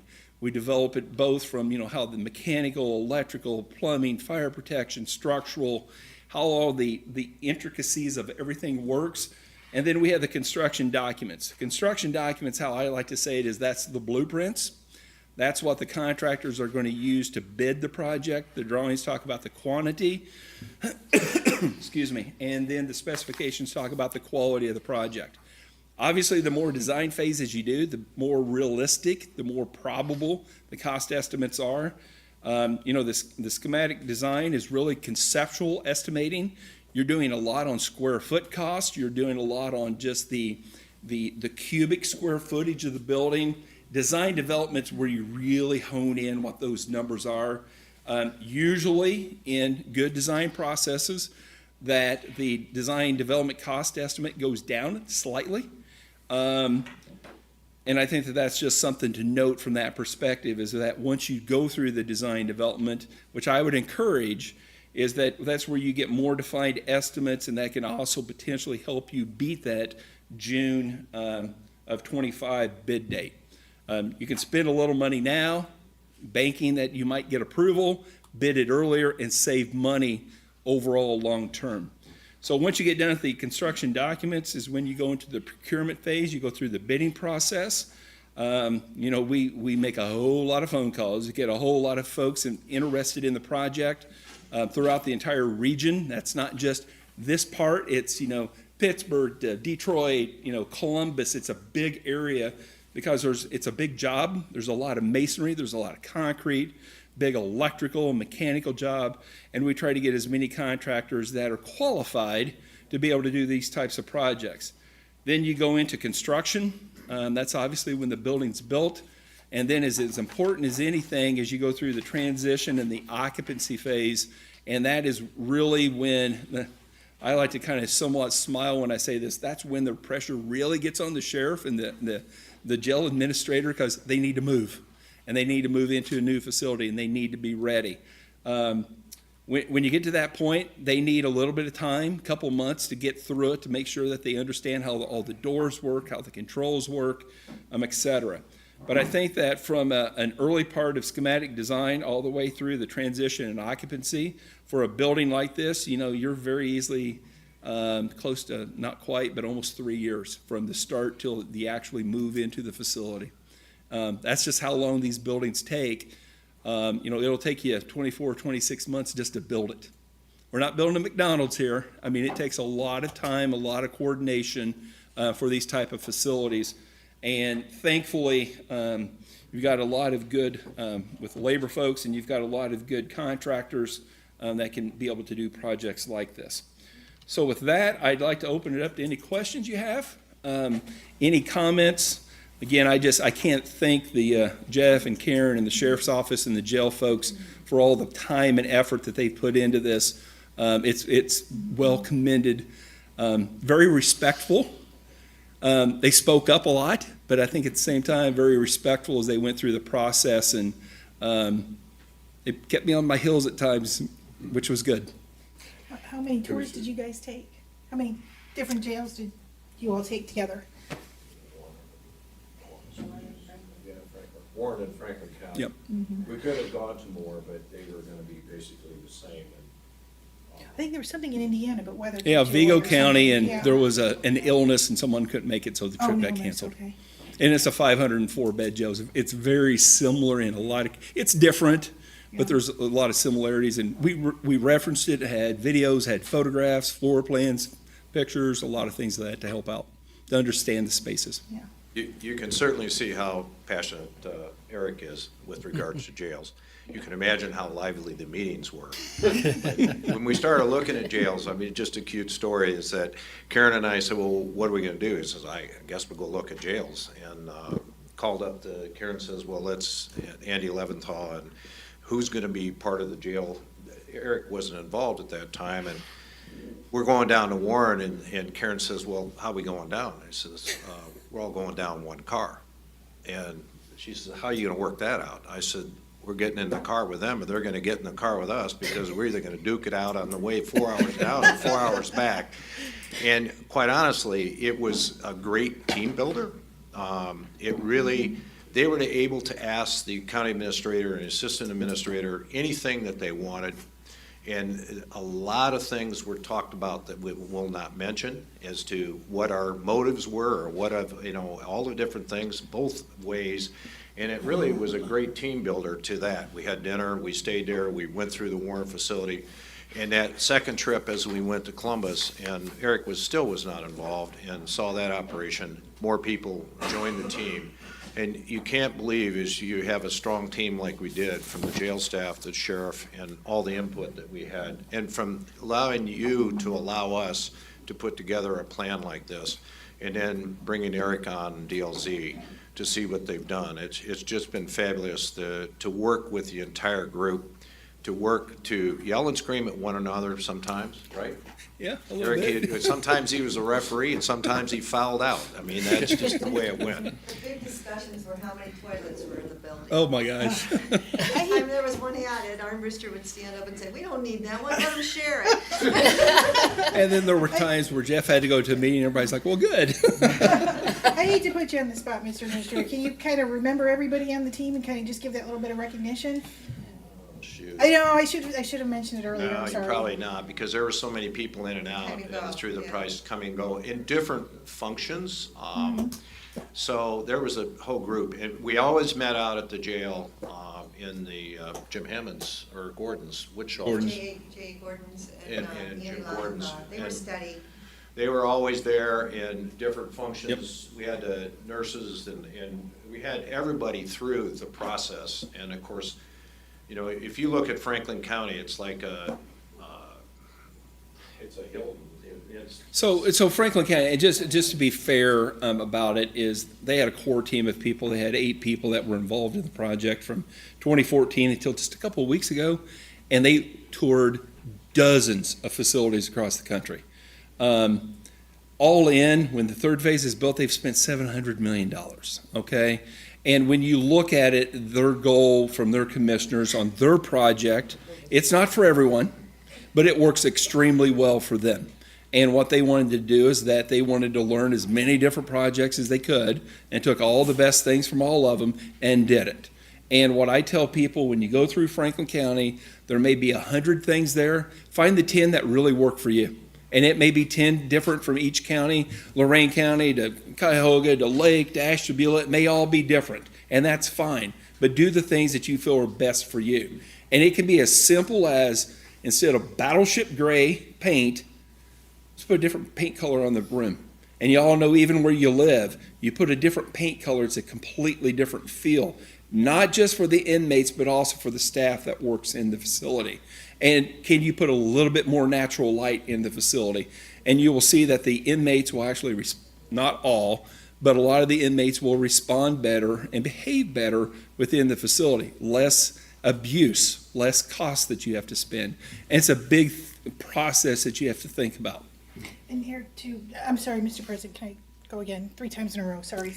I wasn't counting, We try to all take turns. but I'll start. We try to all take turns, but when I went down to Franklin County, I'm looking at these pictures, that I didn't think was frilly colors whatsoever, or anything, fancy or over the top or anything like that.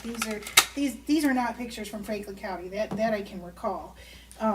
But you put in here, because Jeff's got me going back in the tour in my mind, things that are needed. The detox facility. Absolutely. And the medical, because then nobody has to go anywhere for anything. They come in, and they had it wasn't frilly. I remember going in and seeing the dentist room.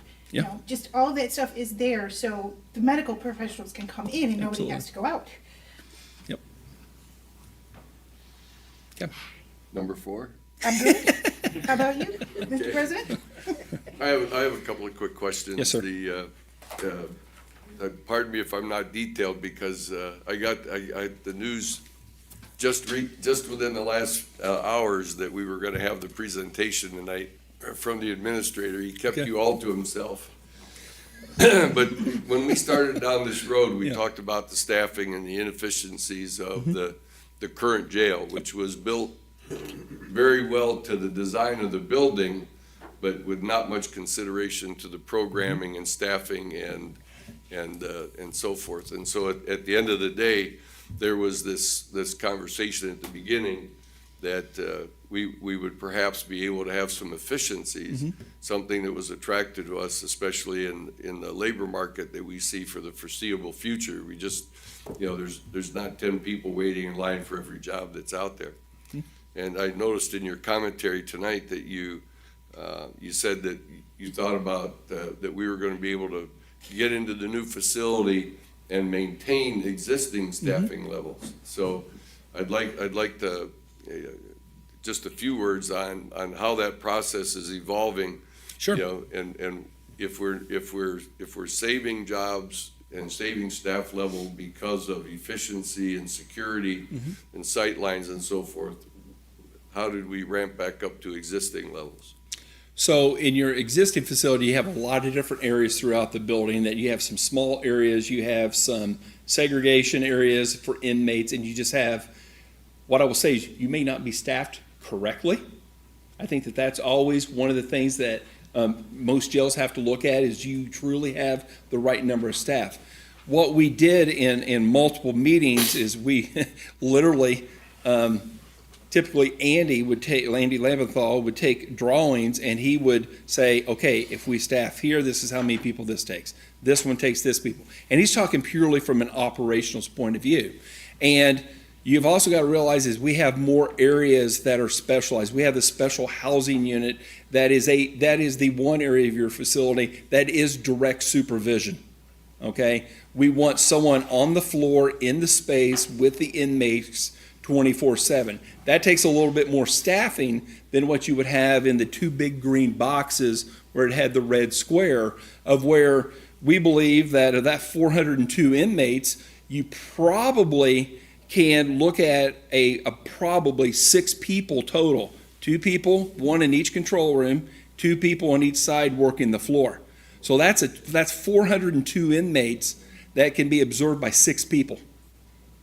You are nowhere near that in your existing facility. So the rest of the staff are doing some more specialized things, such as the special housing unit, plus staffing the intake booking area, the processing area correctly, and then if there's any medical issue, if there is somebody that needs to go to the medical, of any transport of the inmates.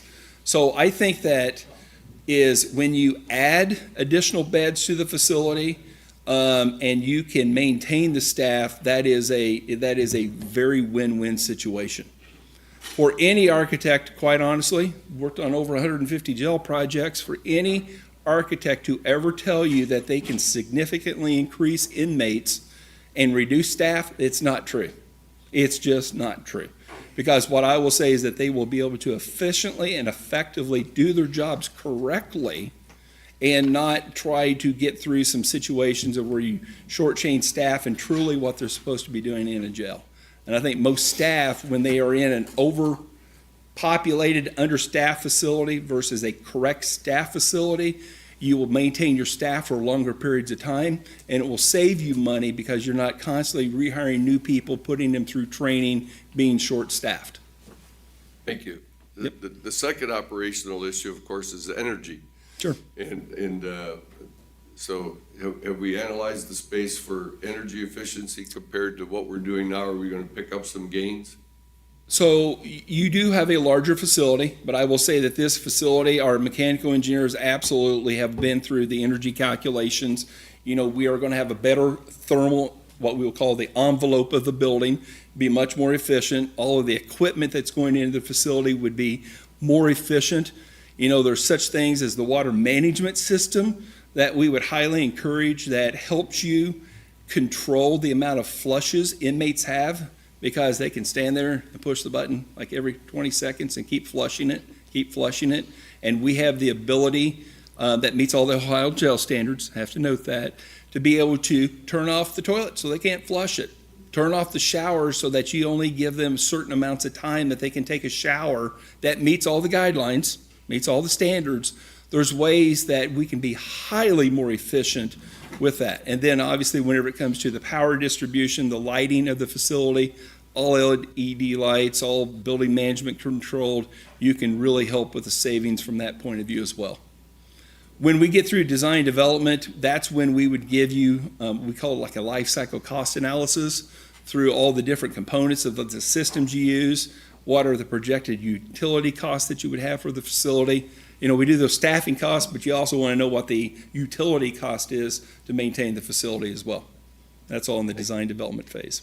The last interrogation I'm gonna give you. That's all right. Could you give us an idea of why, you know, we've got about 400 and some beds in the jail at 111 million, and these are the first time I'm seeing Sure. numbers for the detention home, which Sure. is, I think, something that a lot of people are concerned about is how do we keep our youth out of trouble and get them back on the right path, so.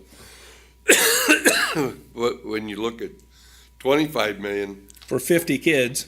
Yeah. And yeah, that's a very good thing. We've got about 4 times the cost. Sure, absolutely. And that's that's something Jeff and I have talked about all along. He's like, okay, it's this amount of square foot per bed in a facility. It's like, well, I'm going to talk two things about that. One is the most expensive way that you can incarcerate a person is to put them in a cell by themselves, a single bunk cell, because they're still going to have the same door. They're still going to have the same detention hardware, the same controls, the same toilet, as if there's 2 inmates, as if there's 4 inmates in that same space. With juveniles, their cells have to be bigger. They're all single bunk cells. They have more things in a juvenile facility than what you have in adult detention. They have more requirements for the kids to be successful to get them through the process. They still are going to have administration areas. They're still going to have some visitation. They're still going to have their own intake, booking, processing. And so what I'm saying with that is we could go from 466 beds, and you divide it by that $111 million you said, divide by the 466, and you get a number per bed. We could bump it to 480. I'm just using numbers. We could bump it to 480, and your cost wouldn't go up very much, because your most expensive bed's your first bed. Because you have to build all those core services. You still have to have a sheriff's office. You still have to have vehicle sally port, kitchen, laundry, the whole medical area. The intake booking it changes in sizes, but whether you have 400 beds or 600 beds, it doesn't get that much bigger. And it's those additional beds that you can keep adding a few or taking a few away, and the price doesn't go up or down so much. But there's just a certain mass of a project, i.e. the juvenile portion of it, that you have to build before you build those 50 beds, and that's just what the costs are. So comparing that 111 to that 25 or so or that 22 is a fair comparison, but the cost per bed is just completely different. Well, if it got the juveniles through the system one time and done and never come back, it'd be worth it. It'd be money well spent. It'd be worth it. Thank you. I have no further questions. Commissioners? I know it's Dave's turn, but my question actually went with what Commissioner Riddell was saying. I had turned to that page, and, you know, the media watches these meetings, and then they do their reporting on it. So, and you did very well explaining what Commissioner Riddell asked, but can you kind of drill down on the difference cost-wise? Okay, if we do this now or if we do this later, it seems beneficial to package everything together, just from what you're saying now. Of course, more analysis will have to be done before we present it to the voters. Absolutely. Can you kind of get that presentation for the voters, like now? Can you drill down on if we do it now versus if we do it later? So there's a couple things. One, we're talking about specifically the juveniles. Correct. Your existing facility needs a lot of work. And I will just note that there's a lot of things that are needed in that facility. There's areas of the buildings that they just can't use because there are issues with the building. They're trying to get it fixed. So there's that. You're going to have to spend money on the facility regardless to be able to maintain that. Secondly, is that whenever you look at the scale of a project, there is obviously, you have a lot of site development. You have the contractors that are on the site. You have the mobilization of everyone. You have the demobilization of everyone. There's a cost of doing that. To add this component now where you can benefit on the cost is that the folks are already on the site doing a lot of other things, and they can add a little bit of more work to that. Obviously, there's a cost to it, but if you you are also building it all at one time, and you're not having to build, if you, compared to if you did an expansion. If you build a finished wall, then you come back and you want to do an expansion, you may have to build some walls twice. There's a lot of coordination with the mechanical systems. The efficiency is that, you know, if you built it now, how you do run your duct work, how you do all your conduit, your plumbing in your facility, you can simplify some of the things now versus if you did an expansion, or let alone if you did a freestanding building later. A freestanding building, as I noted, would be larger square footage because you wouldn't be able to capture some of the things from the main mechanical room, the laundry, the kitchen, some of the medical items. Those would all have to be an additional cost to those numbers that I noted. You know, doing it all at one time is also doing it now versus later. There is a cost of inflation, whoever the president is, but there is inflation that's associated just with construction versus doing it now versus doing it in the future as well. And it is something that's needed. It's just if you can afford to do it. I think that's our job. And lastly, that I was triggered by the commissioner's question, is the second half of this process is the courts and the sentencing and so forth. Have they been involved in this process through the programming and to see what kind of additional social services that we're integrating into rather than just incarceration? They have, the judges, domestic court judges, their staff. They've had many conversations with Eric. He continues to work with them. They're very excited about the fact that they're even included in this process or could be included. They gave Eric, he asked for a laundry list, and I think they gave you more than a laundry list. They were absolutely excited about the fact that they were even considered to be part of the jail. That's something that Karen and I talked about. They're the ones that fill it. I know, and you know what, they've got it, debatable. they came up, and if you saw what the kids are in now, the juvenile detention center that they're in, and if it's 1957, 67, or 77 when it was built, and I think that it was put in 1987, I think it was added on to. We need to give those kids an opportunity, because the girls and the boys are in the same facility. The girls' facility was closed several years ago. And to include them, we had a meeting here, and Eric said, yeah, that's a possibility. We can do that. We've done that. And we're hopeful that we can get to the point that maybe and the jail staff is interested in this possibility, that we can share the services and share the medical staff as we get, and keep it separate, but in the same group, I guess. So they're excited. They don't want the kids to go to jail, but certain kids really have to go to jail. So they're 50 beds. I think it's 40 and 10, right? Yeah. That's correct. And I will echo, construction is something I'm slightly familiar with. And the hospitals are a perfect textbook case of that. As medical industry has changed rapidly over the last 5 decades, most of the hospitals in the area are hospitals that have been added on to 4 and 5 and 6 times, and it becomes very inefficient, not only from the construction cost, but from the use of the facility, because everything is not done the most efficient. It's done, well, this is the only way we got it. Sure. So Yep. I appreciate the fact we're looking at the jail, and whoever's idea and whoever participated in adding the detention home to that, I think that's a very efficient way for us to provide this. Agreed. One quick comment, Mr. President. This is just the completion of the schematic design. We have had some requests from the Bar Association and some nonprofits to basically be involved with the design process. So up and into this point, we've asked them to hold off until we've had an opportunity to come together with the schematic design and present it to the board. So I do anticipate having additional meetings with the Court of Common Pleas judges and their staff, in addition to the Bar Association and some of the nonprofits that provide counseling services and such to the inmates at the jail. Well, Thank you for volunteering to do this expediently, which is what I heard you say, because we are on a very, if we're gonna do this today instead of someday, okay, we've got to keep an eye to the calendar, and so that participation is good, but it needs to be expedient. We honestly feel that with the sheriff's office in the areas and the things that we've designed, that we've taken all those things in consideration, quite honestly. We do at this point, Eric? Yeah, I would say that we've taken into account likely all the space needs they need. As I said early on, this design is fluid, as even more people can get involved. One room may move from here to there, but I think the overall square footage were there. If anything, try always to shrink a little, but we still want to make sure we got the right spaces and the right growth.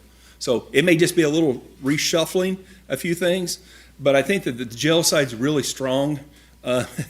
We have talked every wall, every door, every floor, every ceiling, everything in all the spaces. Just some of the sheriff's office area maybe might have to be reshuffled slightly. They've been involved, but just more involvement might shuffle a few things around. Well, the sheriff and the staff are gonna have to help us get the story out. Other than that, we'll convert that space over to a couple of double wides and have at it. So, Mr. President? yes, Ping-ponging back, you and I tonight on these topics, and you mentioned the courts, so took me back to the interior drawing, Victor, okay, you've got it on there. Yep. And I remember going through Franklin County, and you had the courtroom in there, should they, I think this is probably after the pandemic and everything too, but I see, look down here, you wanna talk a little bit about that? So we have a video court area. It's, if you look on the right-hand side, the right box in the bottom, it's kind of at the top of the green area. There's a square box that's kind of a mint color. That is a video a courtroom. We've talked about what the size of that needs to be, how many people might need to be in it, how you could queue people on the outside to wait for them to go in and out. We've identified the square footages for the space, but in design development's where we really start talking about how's that room really laid out and how does it function and just how does it operate. We do have the square footage, we just need to work through the details. But that is something that, all depending on the judge, all depending on how they want to do arraignments, they want to do in court. I would tell you that, to Jeff, the first you want to talk to is sit next to you, because most of the people that are going to go through that room, the video room, are going to be people that are working for child support. Because the child support, all that stuff runs. Sure. Yeah, that most of the hearings that are going to happen, there are going to be child support. Yeah. And those are all very valid comments. I think just to, like I said, I didn't talk about every little dinky thing that's in the design, because I said I could do this for hours. I think one of the really cool things about this design is that when you do need to move inmates to courts or to another agency, we have a separate corridor that they don't go back through the intake booking area to leave the facility. We have a separate corridor with holding that we call it kind of, right or wrong, I call it the dirty and the clean waiting. The dirty is when they're coming into the facility, clean's when they're leaving. We want to separate that for any kind of contraband, any potential. So we've also thought about how do we transport the inmates, a separate door going in the vehicle sally port than what the folks that are coming into the facility, the waiting spaces for that. That's all along with the video courtroom as well. well, if we get out of your way and do our collaboration and we finish that process, when you start the next phase of the final design, Sure. the detailed design, what is our timetable before we would have that design done? So the next steps is that you would, at the end of this phase, schematic design, really need to communicate with Bureau of Adult Detention. You give them a letter of intent that, Lorain County is considering to do a project. You submit something, and this is going to add up for you. You give the drawings to them. I highly recommend, as I've talked about, we go to the old Eddie Bauer warehouse, which is at 70 and 270 on the west side of Columbus. That's where they're located, and we go and we have a meeting with them. It takes an hour. We sit down and we talk about the design. And it is very, very important to do that because Bureau of Adult Detention needs to understand they are here to help you through the process. But there's a process that you must go through. They have 30 days to review. Typically, we continue on with design during that review period because typically we meet all the jail standards, but there may be some nuanced thing that needs to be adjusted. So that's the end of the schematic design. To go through the design development, to go through the construction documents, with the meetings with the county, to look at all the Bureau of Adult Detention, reviews, it's probably 6 months. It's not longer. It's probably 6 months from that time. At the end of that 6 months is then when you go out to bid. And that's what it takes for a project of this size. We're gonna have to look and see if what we have is sufficient to tell the story and the compelling need for this project at this stage, but I'm very satisfied with what I see today, and my hat's off to everybody that was involved. Okay, thank you very much. Thank you. Thank you. All right, Eric, you're gonna be hanging around a little bit. Absolutely. so we can talk Sure. about it. sure.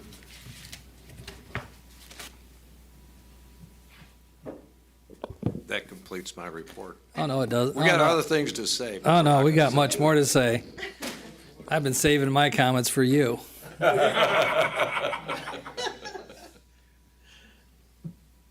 What's it gonna take to bring Norm Hill back?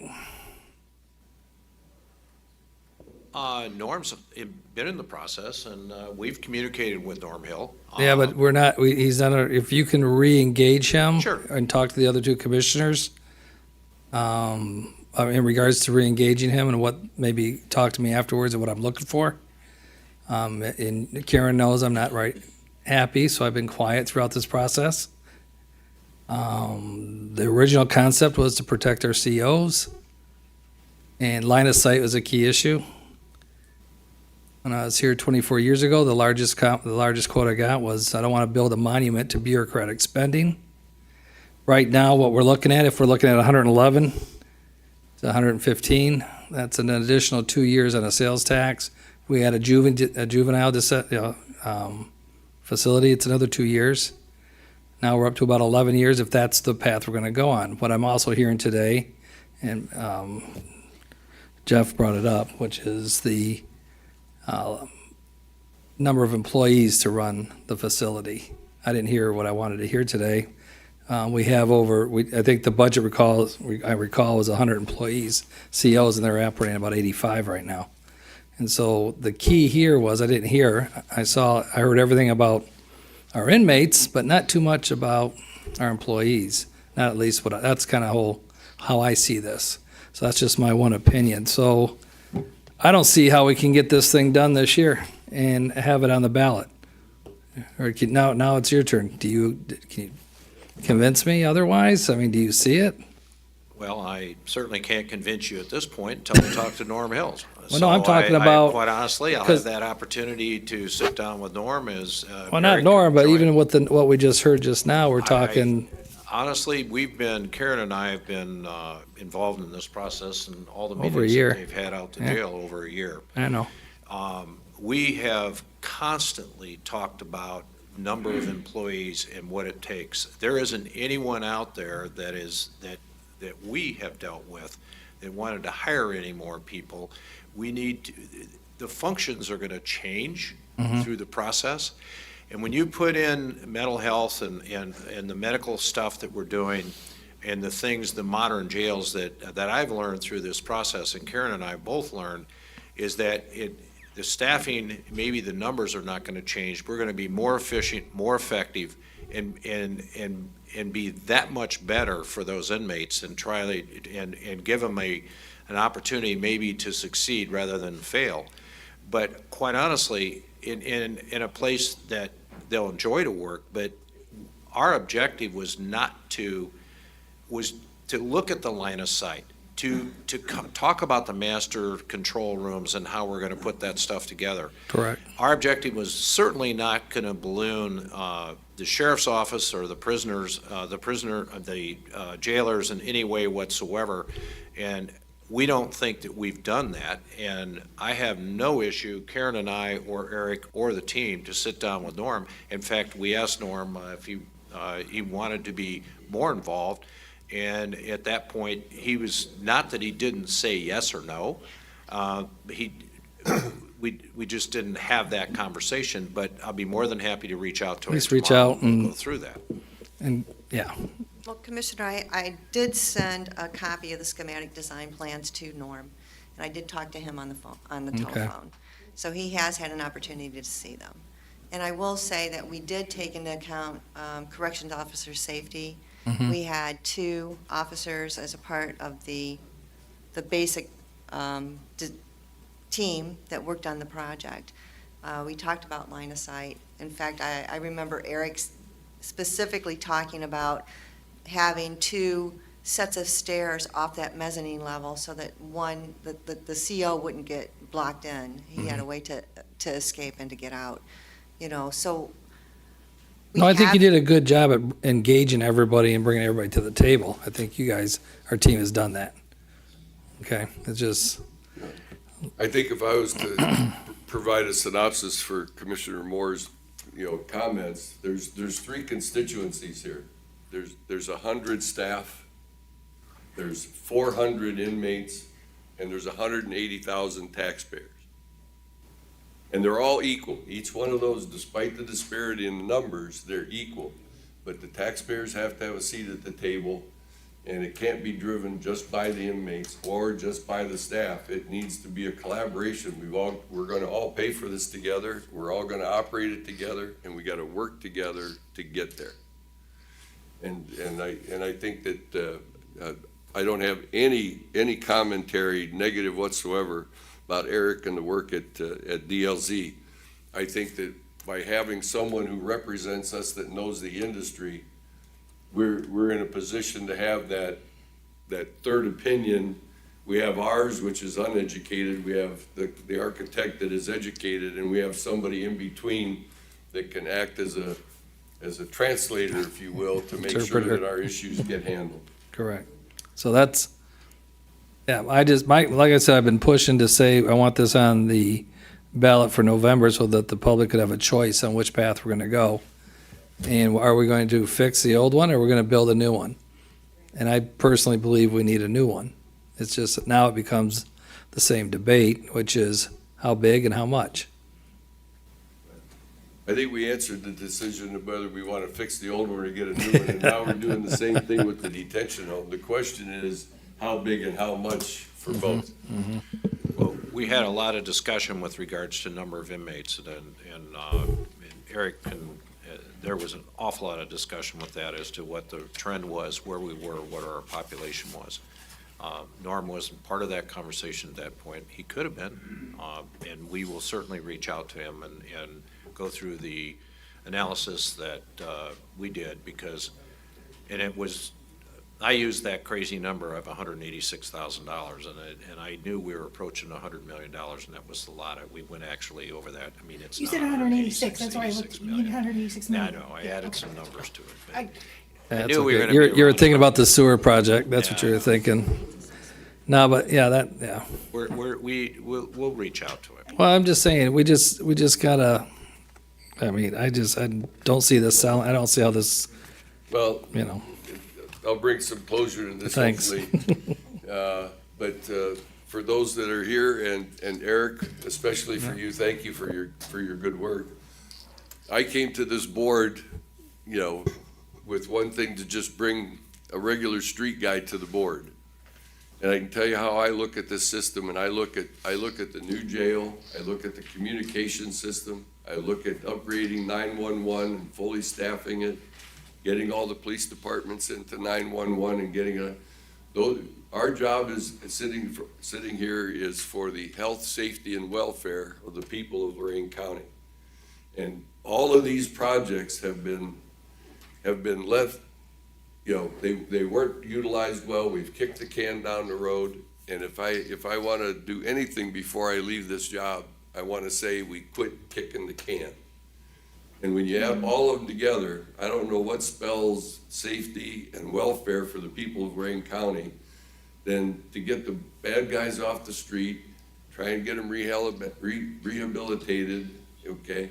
Provide the safety forces with what they need to protect everybody, provide a 911 system where people can get help when they need it. And I don't look at those things as three separate irrelevant projects. I look at those as all part of, when we get up in the morning, are we gonna be safe today? And so, I hope that we can continue to integrate those things and keep a mind's eye to the taxpayers. There's a limit of how much money they have to share with us. Unfortunately, we didn't build this thing 5 years ago when construction costs were a lot less, and before we had this last round of inflation where our constituents have less dollars to share with us than they did before. So we're not trying to gore anybody's ox, but all three of those constituencies have to be satisfied with the finished product. And I thank you for putting up with my Yeah, that was a nice presentation, very good. There's no question you don't know what you're doing. Okay, All of I'm my just children and talking. grandchildren Yeah, live here. yeah, well, like I says, we're gonna be beating up on this guy up here in the front row, not you, so. Okay. Well, Mr. President, Thanks. Right behind you. It's all right, I've gotten beaten up for the last year by all the jailers and everything else, so That's it all okay. works out, so I can beat Hey, up on I all think we Appreciate it. crossed the bridge tonight, commissioners. We've got North Ridgeville paying $54,000 towards that project. And it's money coming from North Ridgeville instead of going to North Ridgeville. for the So, bridge replacement. for the bridge Yes. replacement, so this is a turning point. Mr. President, Yes. I know we were almost closing here. And Commissioner Moore, I don't want you to think I'm trying to put you in a hot spot here by I would any never, means ever think whatsoever. that. No, really, I don't want you to think that, because when I heard about this tonight, and I mean this with all honesty, guys, when I heard about this today, I fully expected that Norm was gonna be here, so when Commissioner Moore said that, I don't know what's going on, and for transparency, why is Norm separated from the group? Well, no, we canceled that contract, or we suspended it in December, so, yeah. Because we didn't need him for a while, because we had the experts coming in and doing all the dirty work. I must have either forgot that or, Yeah, Well, it's not too late to re-engage. good, that's nice to hear, The so. train hasn't gone down the Well, tracks yet. yeah, in the way Commissioner Riddell, you explained it on the three levels of participation. So that's why I was a little surprised at that. I must have forgot. Thank you. Thank you. Mike, are you still with us? Still with you. This is your 2 minutes of fame. You It's have just for the weather. a nice summer shirt on for us tonight for the weather. Florida. Yes. Yeah. Well, that's right, he was gone for a while, that's right. Yes. I also was giving Pinellas County commissioners in Florida the same answer as I've given you. Oh. I gave you reversals for every type of arthritis, skin condition. I call it skin disorder. I've identified the legalized artificial sweeteners that are in reality experimental drugs for different medical problems. But I have not given you any cures. So if you look at that page, you'll see 3 names on here and their credentials. And they're easy to look up on the phone, an iPad, your computer, anywhere. Number 1 was Otto Heimlich Warburg. He was a medical doctor. He was an oncologist. He was a surgeon. His PhD was in biochemistry. And he won a Nobel Award for cancer research toward the end of World War II. At the same time, he came out with the cures for all cancer and leukemia. The drug companies came out with a new treatment called chemotherapy. So they were able to convince world leaders to allow them to evaluate Otto Heimlich Warburg's research as opposed to their chemotherapy. They officially debunked Otto Heimlich Warburg. Linus Pauling in the 1970s, he was also a medical doctor, oncologist, surgeon. His PhD was also in biochemistry, and he won a Nobel Award for research on cancer in the 1970s. He's also the vitamin C guy. And they contaminated his vitamin C the way they do it. So he was officially debunked, coming out with the cures for all cancer and leukemia. The next one was Lorain Day. She's a medical doctor, surgeon. She was a real cancer specialist, and she was dying from stage 3 cancer, breast cancer. She switched sides to reverse and cure her cancer, because it is a reversal, then a cure. All three found the cure for all cancer, leukemia. Living in the 21st century, I can say the free radicals also applied to sickle cell anemia and HIV. Lorain Day is alive in 2024. She was the professor, and her book, she wrote the book in 1990. In 1991, she cured her cancer. In 1992, she wrote the book, Cancer Doesn't Scare Me Anymore. The pharmaceutical companies officially debunked her and her book.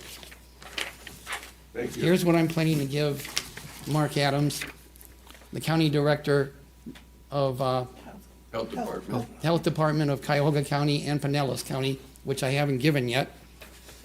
Here are the cures. Very simple. I put them in four pages, and as everything else that I've made, I've outlined them very carefully. The cures for all cancer and leukemia exist.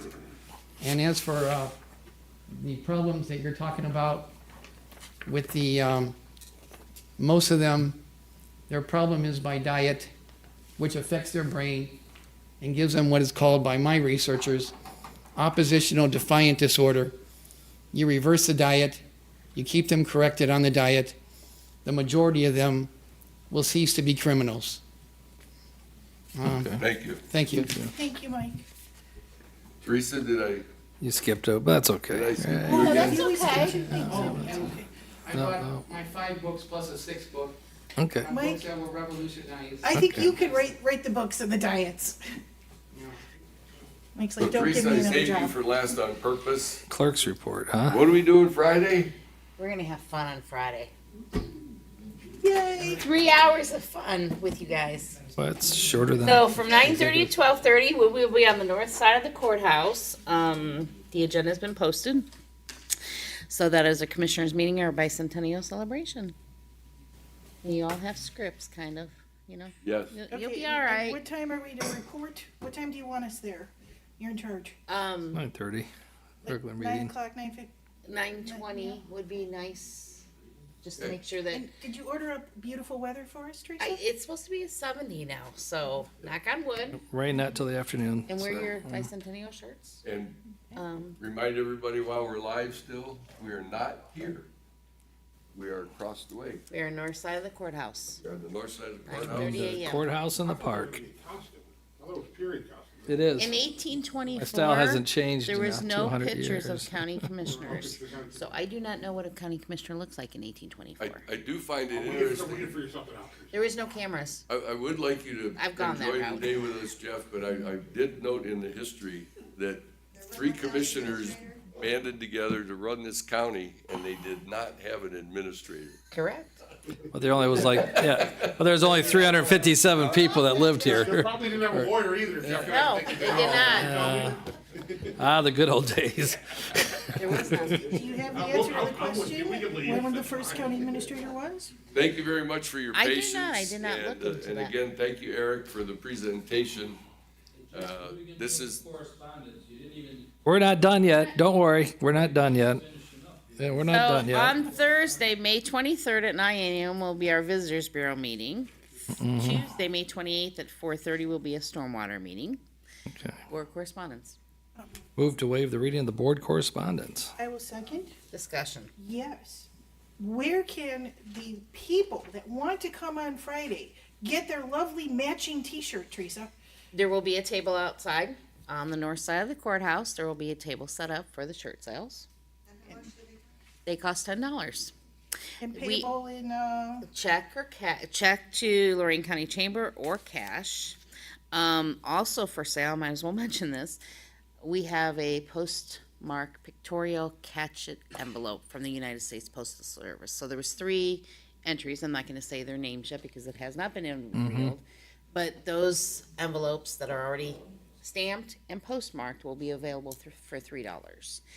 If anybody else wants something postmarked with our postmark, I guess that's what you call it, they could purchase a stamp that day as well, which I believe is 68 cents right now, or 86 cents, I think Yeah, it's don't worry. 68 cents. But they could purchase that stamp down there, and then they can have a postmark as well, and it'll be good for 90 days. So, yep. Thank you, Teresa. Brian, can we adjourn now? Oh, no, we gotta vote. Well, we gotta vote on the correspondence. Commissioner Moore, Aye. Commissioner Hung, Yes. Commissioner Riddell, Aye. and is there any, where we at, page 6, is there any new business? No. Was there any other public comment? No, we already Nope, did that, we right? did that already. And we will be closed on Monday, May 27th, for Memorial Oh, Day. that's right. That's all right. Thank you to everybody who's stuck in there with us tonight. Thank you. Right. A party followed by a 3-day weekend. Is that all right? All So, right. would you like to adjourn? Life is Just good. say We are adjourn. adjourned. Didn't We're, say it? yeah, say I said we're adjourned. Teresa wants you to, yeah, see. he I said- didn't hear it, so thank you. Well, you know, you Okay. gotta You listen. You were guys right, like to sign Teresa. this now? I will. What?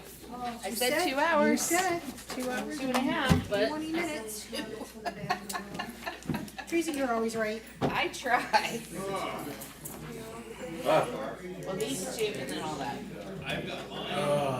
I know, your job is never done, is it? You're getting in the way of my dinner time.